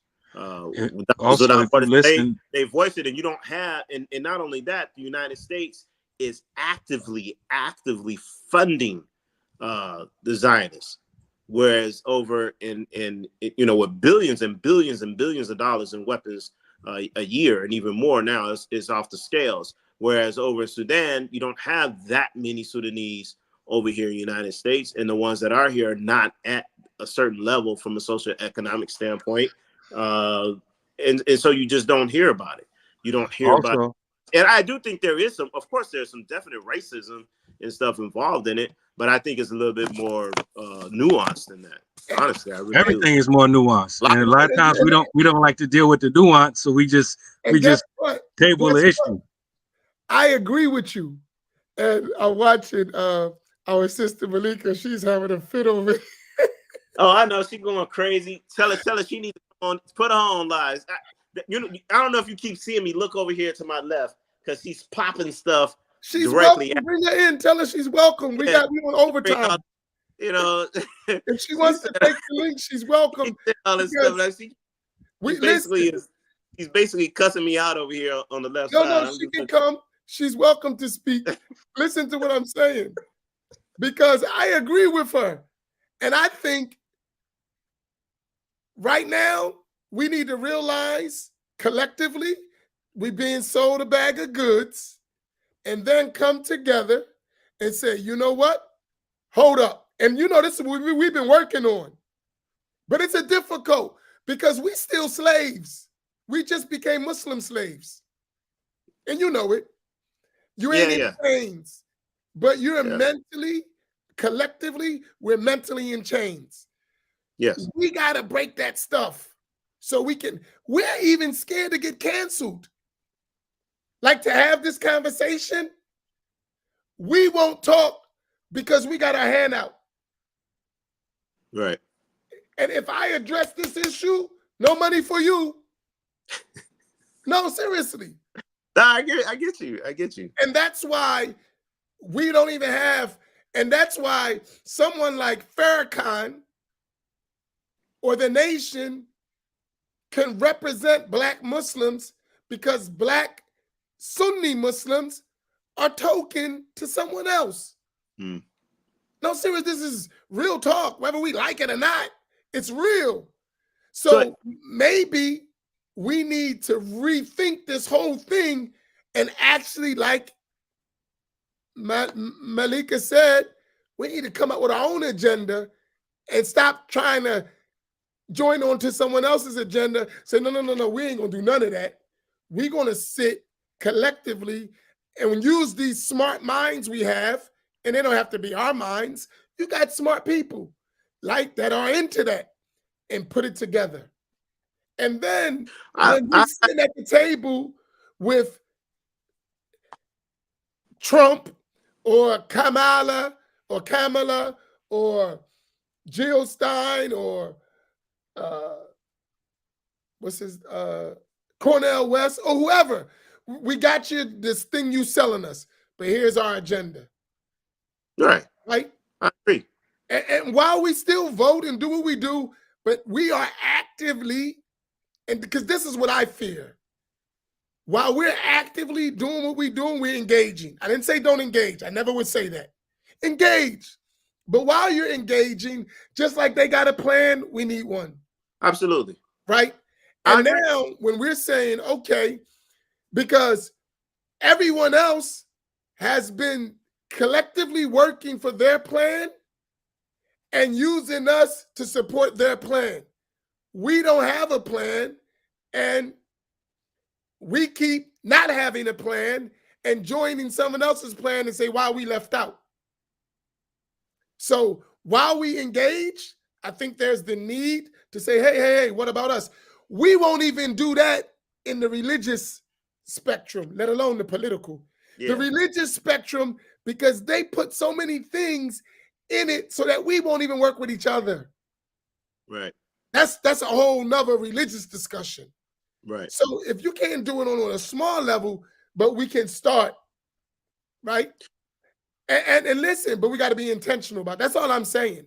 I agree 100%. I agree. I don't think that just doing green and then saying that's the end all be all, definitely not. But I think that in order to achieve what we need to achieve for this election cycle, we do, because they have the best chance.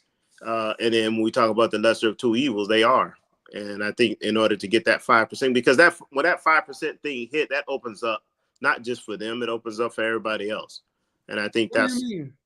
Well, I may misunderstand what you're saying by that. Yeah, so when she you mean if they hit 5%, the money going to go to everybody or to them? No, it opens up in terms of that type of her message, not her message, the Green Party's message now becomes at a federal level. In other words, no state can block them from being on the ballot. I think when that happens, you'll have more people from the Green Party with that mentality running, which they're still going to need people. They're still going to need people to be able to do that. And then I think that we need to get organized. We can't have situations like the Black Muslim Leadership Council come up, which is nothing more than a talking arm for the Democratic Party to get Muslims to vote for Democrats. I mean, that was crazy. And Say that again? I'm going to put you on the hot seat. The Black Muslim Leadership Council. That's stuff right there you add up in Philly. They come out. Ty, they ain't nothing but a mule to get Muslims, Black Muslims, to vote for the Democrats. But why? I got that. Why? I mean, what is their position? It was crazy. Do they want reparations? Yeah, they said it, but they kind of. Well, why are you discounting what they said? They're not serious as y'all. They came out and they immediately endorsed Kamala Harris. And then even before they organized, there was an article in the paper came out the day before they went public saying that we're not going to abandon Biden, but we're just going to try and pressure Biden. So when I saw that come out in the Philadelphia I forget what Philly newspaper it was, I said they ain't serious. They're not serious at all. So, and that's the kind of have a discussion with them. We talking about running a discussion with them, huh? Did y'all have a discussion with them? Yeah, I was online with them. And what they say? I had a discussion with them too. That they had a different arm. They had a different 501(c)(4) arm that was able to endorse. But it was a lot of confusion and a lot of stuff done that a lot of people were not aware of when she came out and made that announcement after Biden dropped out. That was crazy. When I had a conversation with their leader, she appeared to be naive to the fact that Kamala Harris said when she was originally running against Biden in the last election, that when she was asked specifically what she's going to do for Black people, she said, if you ask me if I'm going to do anything exclusively for Black people, no, I ain't going to do that. She famously said that. She wasn't even aware of that comment that she made, right? That she specifically, and she never walked that back. She made it clear, I'm not doing nothing exclusively for Black people. Black people, yep. Yeah. So, I mean, look, we have the ADOS Advocacy Foundation, for example. Go to their website and look at their platform. There is nothing different. That's specific for Black folks. There ain't nothing there. They do not have anything about LGBTQ, none of that. So why is it that we don't support that? Why don't we support that? I think because we don't know about it. Well, that's the problem. Why Muslims are not being given the information to make intelligent decisions? They're being told what to do. Yeah. So I think we should. Would you agree with that? Muslims or not Muslims should be supporting ADOS advocacy. No, you missed my point. Black Muslims are not given the tools to think about all of this. That they're being talked to and told what to do. Would you agree? That, and a lot of us are lazy. And I mean, I don't mean lazy. I don't think we're engaged. A lot of us try to go apolitical. We try to go apolitical. Why ain't into politics, right?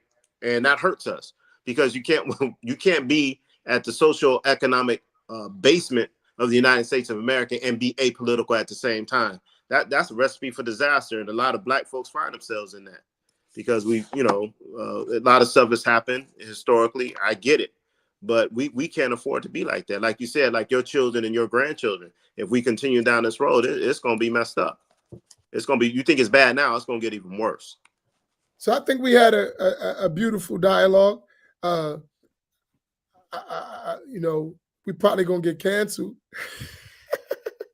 So we need your support, because when they cancel us, your voice goes away a little bit.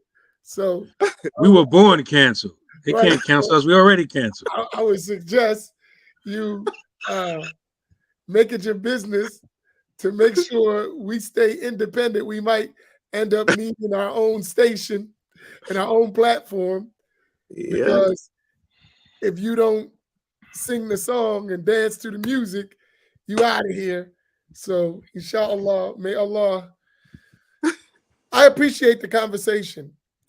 Really, I really think that the African American Muslim needs to wake up and smell the coffee. Yeah. And learn to join between all these challenges that we're facing for our collective good. And we should not be made to feel that we're doing something wrong by doing that. Right. I mean, really, I think this is an issue. And too many of us won't have this discussion. I think it's like,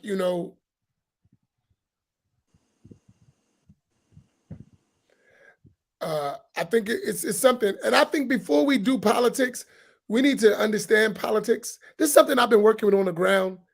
Like, can you teach us, like when I be talking to politicians, because we have politicians in the Masjid and we run for offices. And I say, listen, why don't you teach people about politics and how it works and how things are done, so at least they know what they're doing. Right. I think we collectively don't even know what we're doing. So exactly, when someone is telling us something, we know they're always telling us a party line to get our vote. Right? That's everybody. But what I'm saying is, the more we're educated, I think we can make more informed decisions. It'll look different. Imam, Amin, I think what you said, it applies to Black people, specifically Black men in general, even outside of the Muslim community.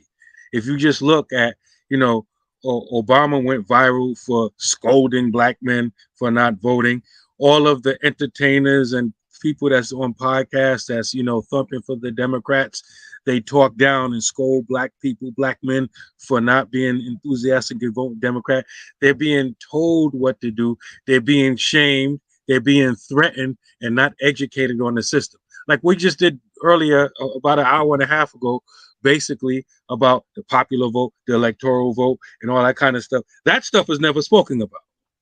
Because if you keep that in the front, then you really have to do some intellectual gymnastics to convince people why they should be voting in the first place, when we've seen in recent history that it's not their vote that determines who the president is.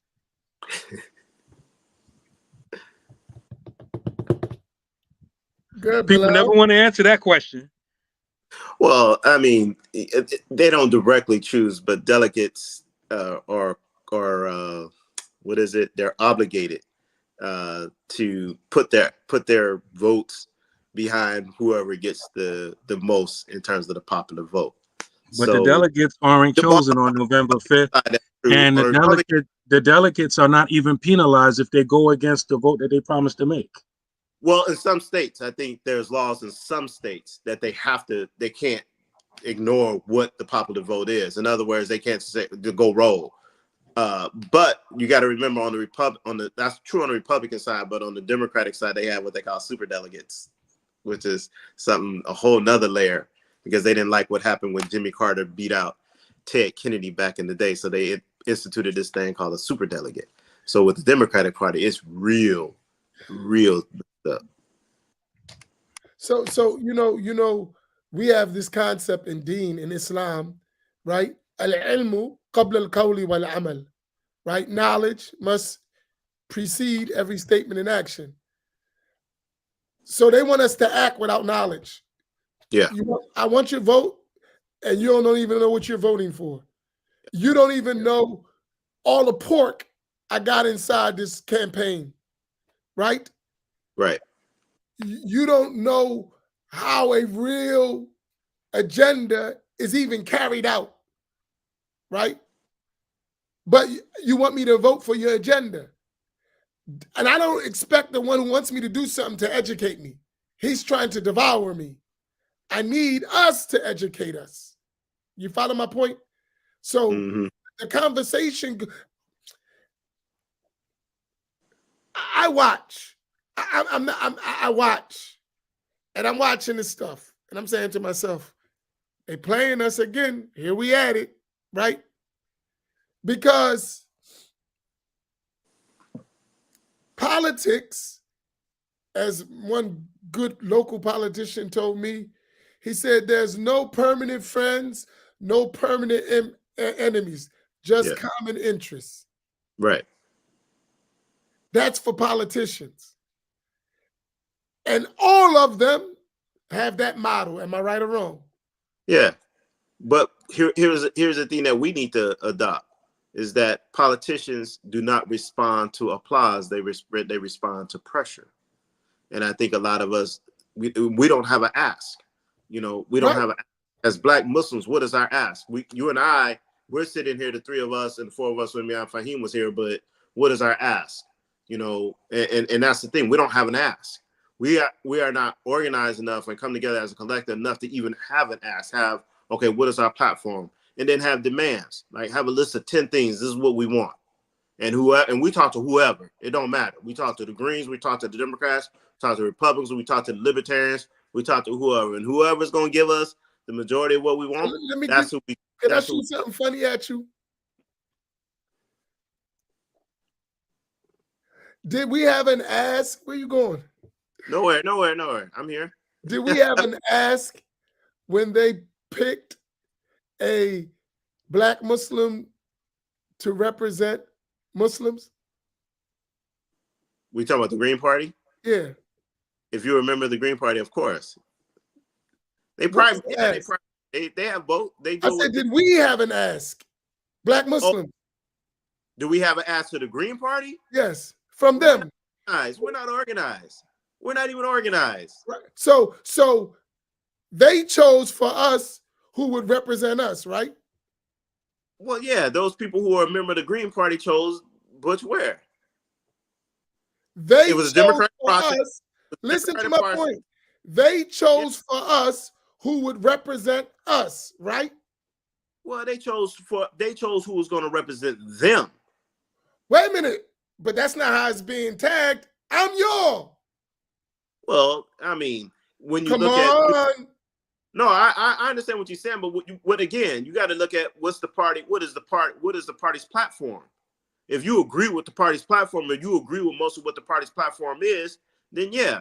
And if you're a part of the process, say again, we have to be we're not even a part of the process.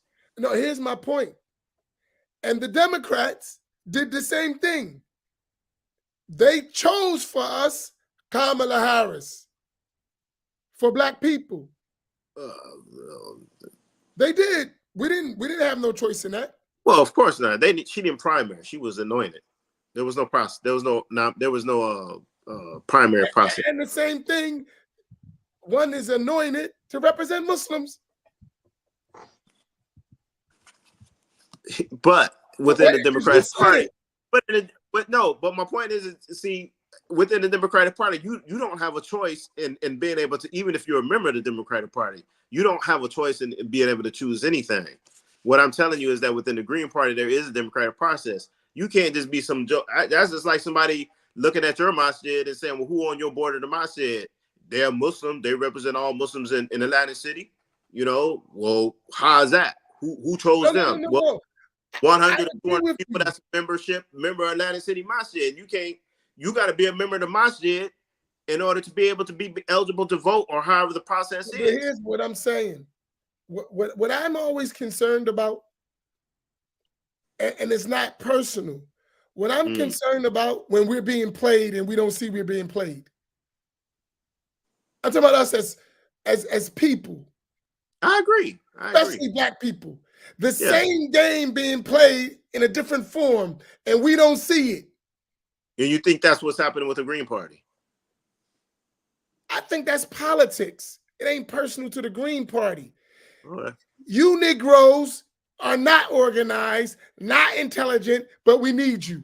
Let's manipulate things so we get you. But you still stay the same.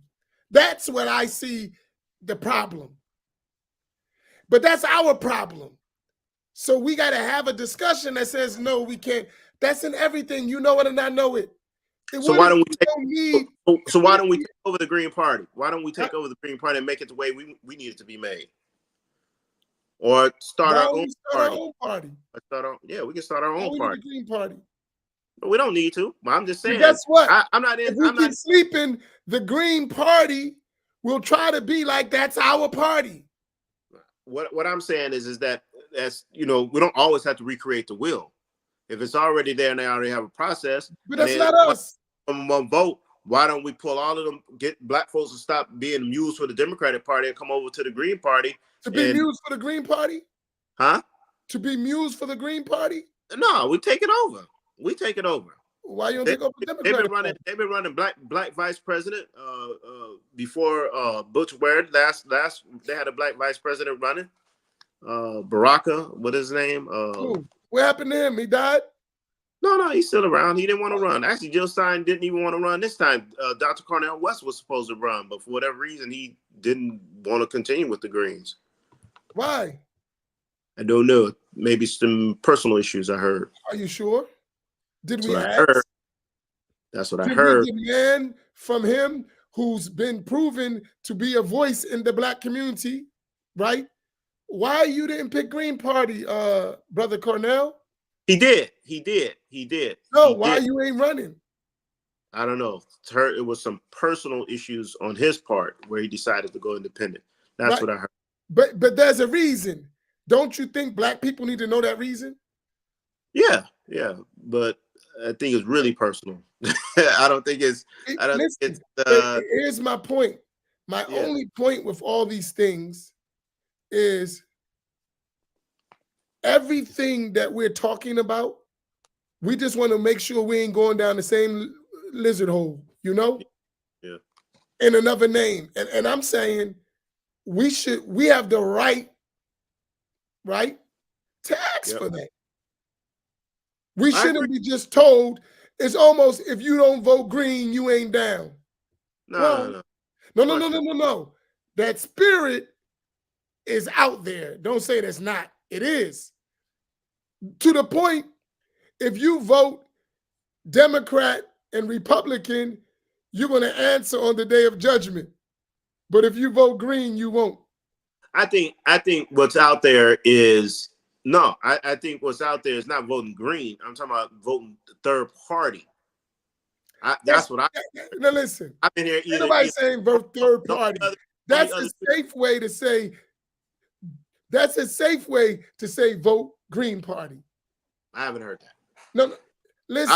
I've heard voting for Republicans or Democrat. Yeah, you're gonna have to answer, and that you should be voting for a third party, whether it's the Greens or whether it's independent Cornel West. So when Islamically we're obligated to vote for a third party. Well, I don't know about that. So where's that coming at? I'm not advocating that. I'm just telling you what I heard. But who's telling us that? Muslims. I heard a few other Muslims say that. Right, Muslims telling us that. Yeah. I mean, they said vote third party, not necessarily vote Jill Stein. But listen to my point. Yeah. As if that's a religious responsibility. It's not a religious responsibility if you're a citizen of a country and to voice your opposition, however, to the maximum you can by endorsing somebody that's not killing other Muslim women and children at unbelievable amounts, and then choosing somebody that openly says, talk nice, that they not going that they feel bad about. I really the other one will do it even better. And I then really to vote for one, I really wonder how realistic that really is. what's that? Jill Stein or the Green Party is not going to change the position of the United States of America with Israel. I don't see it. I don't know what world we living in. Do you really believe that? I believe that if Jill Stein and the Green Party is going to change the position of the United States of America with Israel. Do you really believe that? If she were to become president, I don't care if she was president or not. yeah, I think it would happen. Or she ain't gonna become president, so we can or there will be a serious civil war. You know the old saying we used to say in the hood, because we need to stop that. We had a saying in the hood. You remember that? If was a fifth, we all be drunk by now. Cut it out with the if stuff, right? What I'm saying is this. So she's not gonna be president. You're telling us the story. Let's deal with that story. This is what you sound like. Back in the day, you know, brother ninjas were sitting around. They were slaves, right? And they sneak out and they be out sitting around a little fire, keep it warm. And then one of the ninjas come out and say, "Yeah, we gonna be free one day." And then the other one stand up and say, "Please, we ain't gonna be free. We was born a slave. We gonna die a slave. You need to shut up." So my point is that, and then back then it looked crazy. Like it was no way black people gonna be free. No way in hell was any black person gonna be a free man. Period. Not be a slave. I shouldn't even say be free, but not be a slave. No way. And it happened. And it happened. It happened with a civil war. It happened with violence, but it happened. And all I'm saying to you is right now, brother, I'm not in a position. You know, I vote for what I want, not for what I'm afraid of or what I don't think is going to be possible. I vote for what I think is the best thing that can happen. I agree with you 100%. And that's my position, right? But what I would like to see, right? No. That's a good question. I know what we can do, and I trust us more than I trust the Green Party. You follow my point? Mm-hmm. I trust us more than I trust the Green Party, Red Party, Blue Party, or any other party. I trust what we can do. And when we wake up to realize what we can do, maybe we can have a discussion with the Green Party, the Blue Party, or the Red Party. So long as we become green, blue, red, and not black, we got a problem. I agree. That's my opinion. So that's why we should all get together and go to ADOSadvocacyfoundation.com. Go and look and read about what they actually stand for and what they actually. Put it in the chat so we can look at it. Somebody put it. Malika, who's online still? Let me see if they put it. And I think because I'm on my phone, not on my laptop. I think that's something we need to consider. Yeah. And I think if we consider that, I think that even if we have to do another 20 years, 30 years, I think that's a seed worth planting. Absolutely. Right. They're trying to get in a position to where, I mean, Dr. Cornel West came to the conference. I wasn't able to go to the conference in New Orleans 2 weeks ago, but Dr. Cornel West was there talking to them. They had a few thousand, I don't know, maybe about 1,000, maybe a little bit more than 1,000 at that conference that they had a couple of weeks ago. But I think that's something that we definitely need to consider. That is a Black ADOS organization for us, by us, controlled by us. Like I said, put it up because most of us don't even know. I put it up before. Jaffer, why you doing all the? Yeah, Jaffer. What Allah can do. Allah can do whatever He wants. We know that. That's Aqidah. No, I'm messing with Jaffer. Allah can do whatever He wants. That's Aqidah. We know that. That's what Jaffer said. Yeah. Imam, are you doubting what Allah can do? Allah can get rid of all of us and replace us with a new people. Right? Jaffer, put ADOS Foundation into the chat, please. But no, we need information and we need to have these. That's why I said you come on, because I knew we would have a dialogue that would inspire us to do something and have a different outlook to things. Like I'm telling you, man, I don't trust these people. I don't. But we live with them and we got to work with them. Right. And but they don't got our best interests. They don't. That's just my honest opinion. Imam. And they always find someone to keep us sleeping. And that's that lazy element you're talking about. All right, we got him. He gonna look out. He ain't looking out for us. He looking out for himself. And I'm not speaking to anyone individually. And I don't mind having this conversation. If a candidate would like to come on and discuss with us, if he thought we're worth it, but we might not be worth it, right? We open to have the discussion. No, wait till you get 1 million views and then I'll talk to you. But when we didn't have 1 million views before you talked to us, why we need 1 million views now to talk to us? You get the joke, right? Yeah. So you caught that, right? So and listen, that raises red flags to me altogether. Imam Naeem, does it raise red flags for you?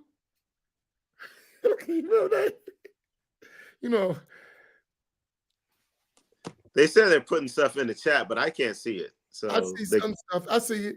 There it is. Brownie. Yeah, he put it up. Pie cake. Let's look at it and see. Maybe who is this? Tell us about it quickly, because most of us ain't going to travel unless we know what it is. Say it again. What is it? Tell us quickly about it. Summary.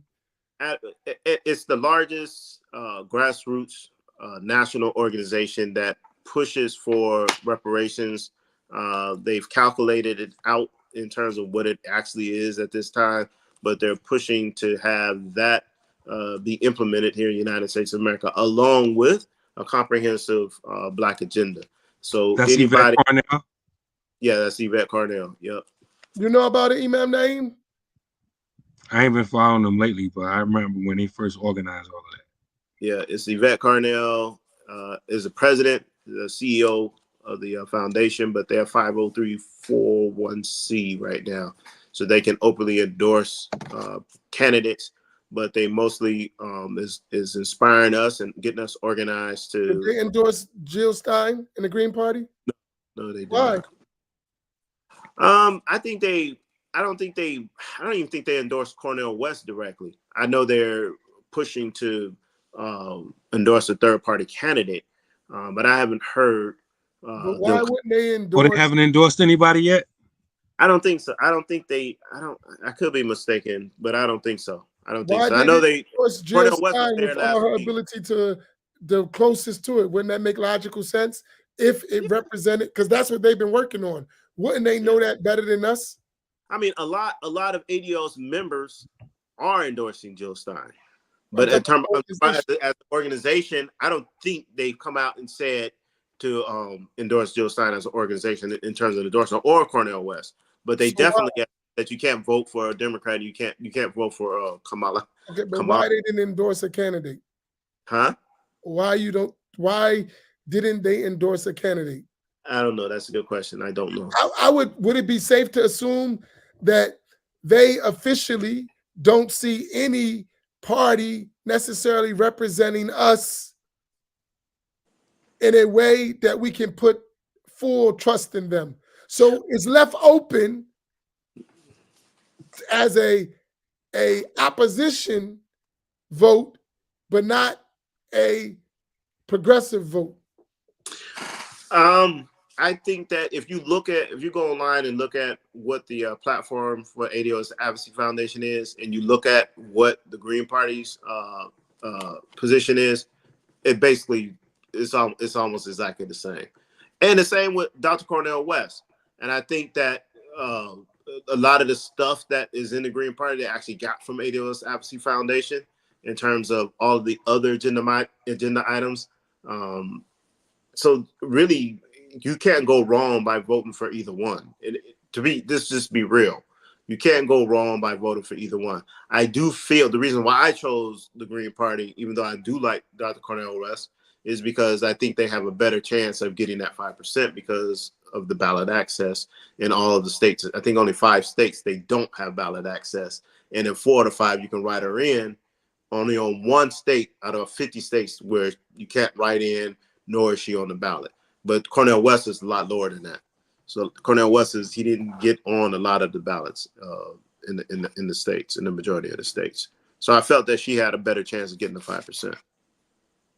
Oh, so and also we want, and we should one day really sit, maybe have a special and really talk about this whole political system. Because I think many of us, we just told to vote and we don't know why. Yeah. Or for what? Like you said, no agenda. And I think a lot of this requires a lot of thinking and requires a lot of reflecting. Because wherever we turn to, we're going to find some things that we shouldn't be supporting. True. That's a given. And that's why some people just don't vote. They be like, I ain't voting. I'm not saying that's the answer, but some people feel that way. So at least the more we become educated about it, we can have some grounds. But I definitely don't believe we should be voting because somebody else pissed off. You know what I'm saying? Yeah, I agree. I really don't. And I think a lot of that is being pushed to us, right? Vote this way because we mad. But what they got to do with me? I feel you. Because when we mad, it don't have nothing to do with you. They don't have nothing. Right. And we always mad. Right. So, and I'm saying that, and I think this is the dilemma of Black Muslims in this case specifically, because we're the target. Because Black people are not the target of that. Most Black people are voting for the Democratic Party. Yeah. Who they're trying to get is Black Muslims. Right. Black people ain't voting for no Green Party. You can forget that. That ain't happening. The majority of Black people will not vote for the Green Party. Am I right or wrong? Yeah, you're right. So who they're targeting is Black Muslims. And Black Muslims have been treated worse than Black people. And I think that we need to, since you trying to get us, what's in it for us? And that's easy to achieve than talking about Black people as a whole. And it's a smaller thing to address as Black Muslims. So Imam, what I say that we do is that we try to organize and form our own foundation, and then start bringing those individuals together, like-minded individuals together, to be able to build a platform, and not anything that's connected with any party whatsoever, but it's independent. And at least and that the same thing they're trying to do, we can do that ourselves, even with them. Right. Like, for instance, if Black people, Black Muslims would get together and said, this is the agenda of Black African-American Muslims. Yeah. Right? And here, in addition to that, we're going to Black people and saying, this is our agenda. We're going to others and saying, this is our agenda. If you want our votes, this is what we're looking for too. Right. And when we do that, trust me, we'll bring more Black people. Yeah, absolutely. If I agree. Black Muslims got themselves together, we would attract Black people, because Black people feel the same way we feel, because we share an issue. Instead of them splitting the Black vote would become strength, right? But if they keep taking us apart, then our votes really don't matter. And then we don't matter altogether. Right. And I think I wouldn't put it past the powers that be to deliberately do that. Because they look, y'all can go do that. y'all not going to accomplish stuff, and we're going to weaken this, and we're going to get done what we want to do. I believe they think like that. So I'm saying we need to rethink this thing. We shouldn't sell our vote so fast without I agree. Without no discussion, no nothing, just here. And not be lazy in that. So initially, we're doing individual stuff, but we need to start thinking about what we need to do collectively. And that need to be a serious dialogue, because you know us, soon as whoever wins, we going back to sleep. Lights out and go to sleep. You know that. That's us. Come on, let's keep it real. So while we have the chance, we need to put another option. The option of getting on someone else's bandwagon is not an option. Our option is to come to, because listen, has really all the Black communities, the Black Muslim communities, have they been asked about this issue? Nope. If you look at where the discussion went, it only went to certain Black communities, right, that they figured could be influenced and get some votes, and the rest was to immigrant communities. How many Black communities were actually involved in this whole discussion? Black Muslim communities. That's something to ask, right? That's a legitimate question, right? How many Black Imams who are leaders of the community were brought to the table of discussion? Since you're targeting us, how many of us were brought to the table to discuss anything? While you undermine the leadership of the Black Muslim community and go directly to their congregations with your ideas without their input. Did you ever think about that? Was your imam consulted in any of this? Huh? I think. Right. Where's the Black imams? Yeah. And we have councils of imams all around the country. Where were they brought together to discuss? And I know in the biggest city, which is Philadelphia, they were not asked nothing.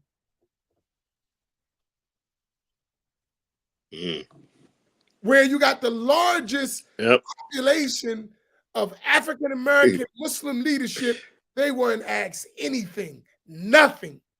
Yeah. Well, isn't that a concern? Absolutely. So now you said we're for you, but you ain't even talked to our peoples. You ain't even checked in. And you know how we feel about not checking in. You ain't even check in. You actually said, I got the support of Mr. and Mrs. Charlie. I don't need to check in with you. But you want us to vote? That's something to think about. Yeah. So what I'm saying, but we ain't supposed to say this stuff. Nah, we should demand you check in. Now, you don't make those moves on yourself without checking in. You don't make those moves without checking in. That's how we should be. Because you're talking about our collective agenda. Who are you to go move without checking in with your leadership? And if you don't respect your leadership, how do you expect Mr. and Mrs. Charlie to respect your leadership or your people?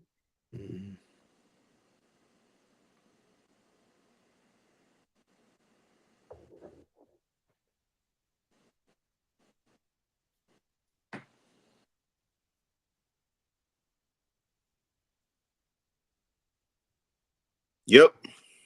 All right. Look, hey, you need to get Malika a microphone. She's over here going crazy. Where's she? I can't see her now. I can't see her. Man, all right, we got to bring it to a close. And listen. I know she be tripping. I understand. Listen, we need these conversations. Yeah. Right? Her last comment, she not lying. What did she say? Because Philly let BLMC push Democrat. BLMC. True.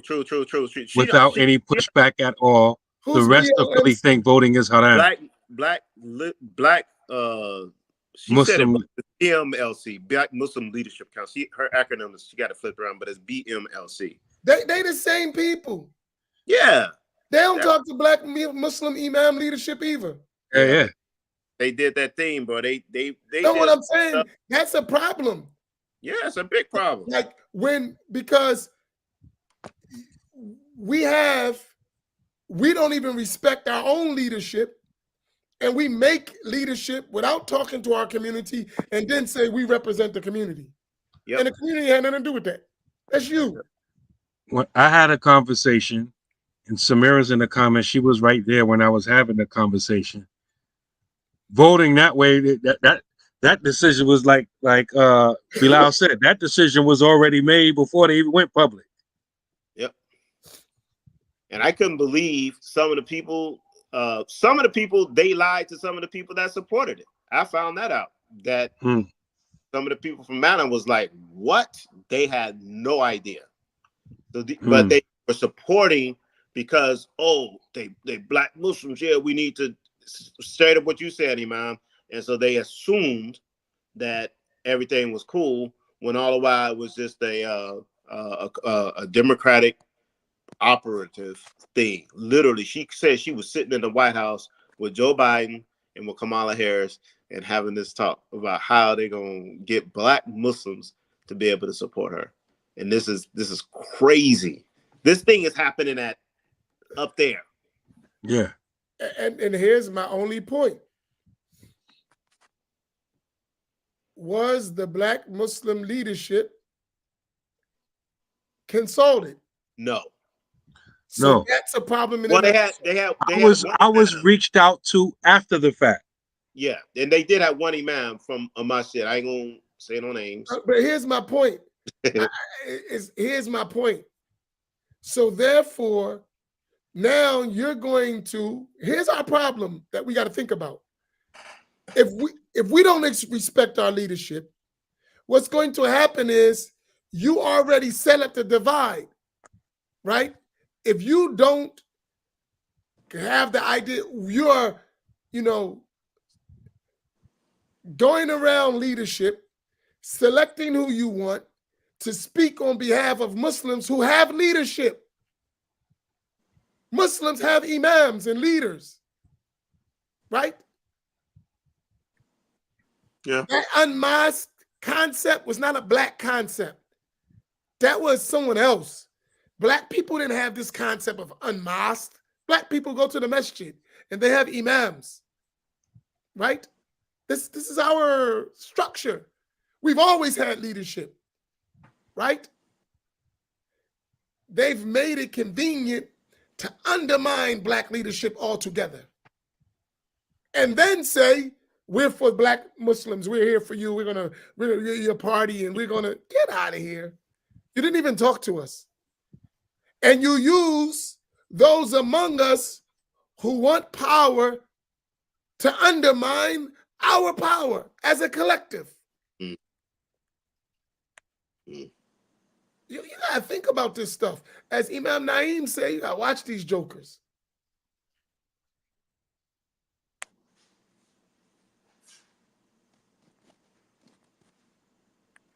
And here's my point. I think we need to get Imam, we need to get serious about the forming some type of foundation, though. Seriously. Oh, we're doing it. We're on the ground. But I'm telling you, in order to get where we need to get, we have to really realize that we are an individual people with concerns, and we have to get ourselves together so that we can work for our own concerns as well as on behalf of the ummah.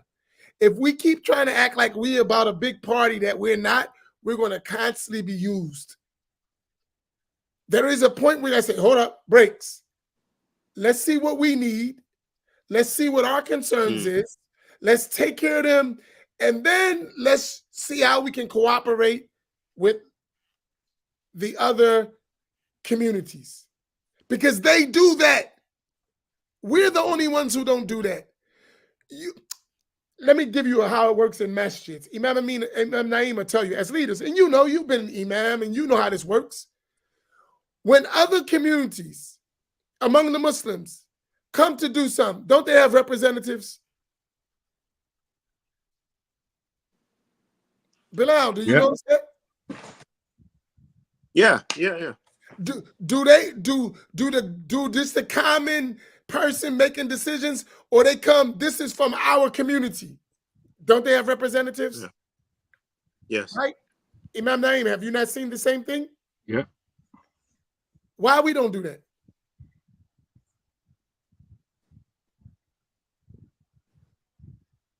That's a question. Rugged individualism. That means we're outside of the norm of how the world even works, right? Don't we need to fix that? And I really believe that's an issue. That's a concern. But someone is telling us if we do that, we're wrong, while everyone else does it around us. Right? And here's my only thing is to say this. Okay, if we do that, look how effective we were when we thought as a people, and look what we've become when we stop thinking as a people. Our masjids are being taken over one by one. We're being slowly decimated. Right? And no one is blinking an eye. In fact, let me come on and pillage you some more before you go out of existence. I can use some of that. That's the spirit.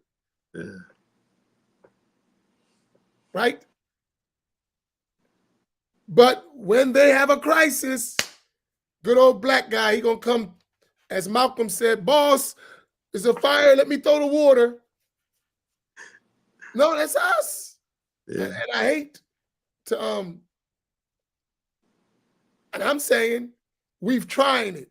So you know firsthand, we're doing it. We try to the best of our ability. We got to stop this stuff. MANA, as an organization, was supposed to be for us, our ISNA and our ICNA. That was the concept. But they don't never join us, but we join them. And I'm saying, at one point, we got to say, why we don't have our major MANA convention? We had them. Imam Naeem mentioned, what happened to us?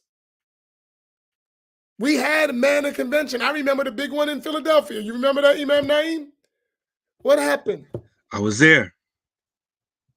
And now we have these little conventions like the African American Islamic Summit or some Wafdi Muhammad convention over here. And never can we all come together and have our big convention with our concerns. Think about it. And everyone uses us to go against each other. And we follow right along. Oh, here, we're going to give you a platform, leave them out. The leadership, you're the man. Then somebody steps up. Yeah, I got my. When are we going to say, no, stop? We're going to come together and we'll work out our differences. We must sit at the table together. We'll decide what we're going to do. And then we'll have a national platform for us. Why we can't do that?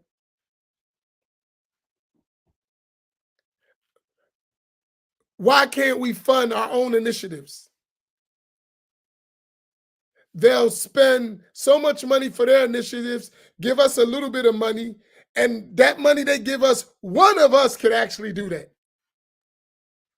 We should start thinking seriously, right? One of us could actually do what they give us to do collectively. And we would accept that and then keep our little money in our pocket and be like, all right, we ain't got to do it. Yeah, you ain't got to do it. And they're going to keep running your stuff. So I honor my long, drawn out feeling. I hate this stuff. I pray that Allah gives us courage to stand up as men, especially black men, black Muslim men, and then our women will support us. Because our women are ready. They're just waiting for men. They're waiting for men to take charge. And they with us. But they don't see enough of us acting like men. Right? We could do it. All right. So let's close out. You got any last comments, my brother Bilal? Thank you for coming. You extended the longest Black Imams Roundtable ever because of you. You are the man. Oh God.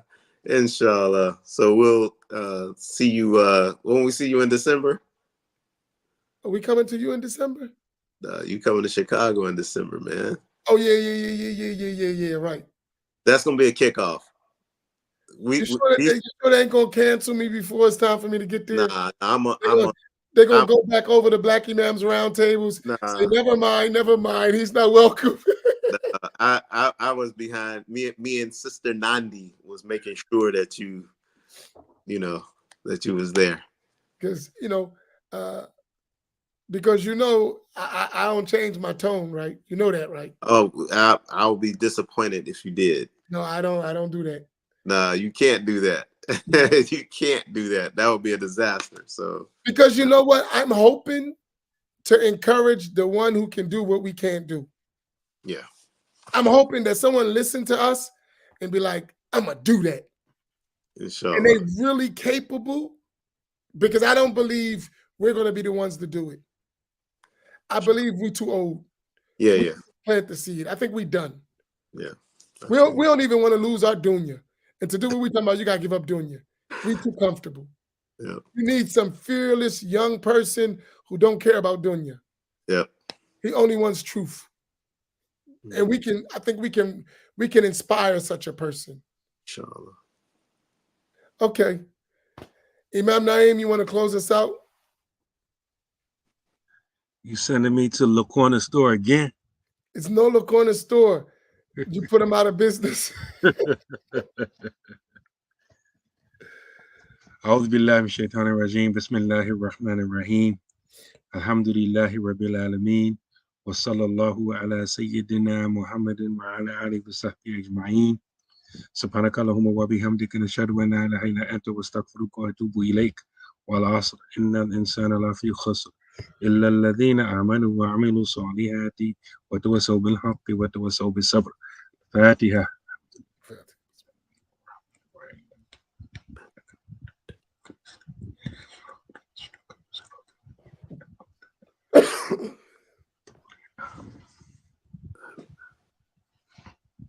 Assalamu alaikum wa rahmatullah.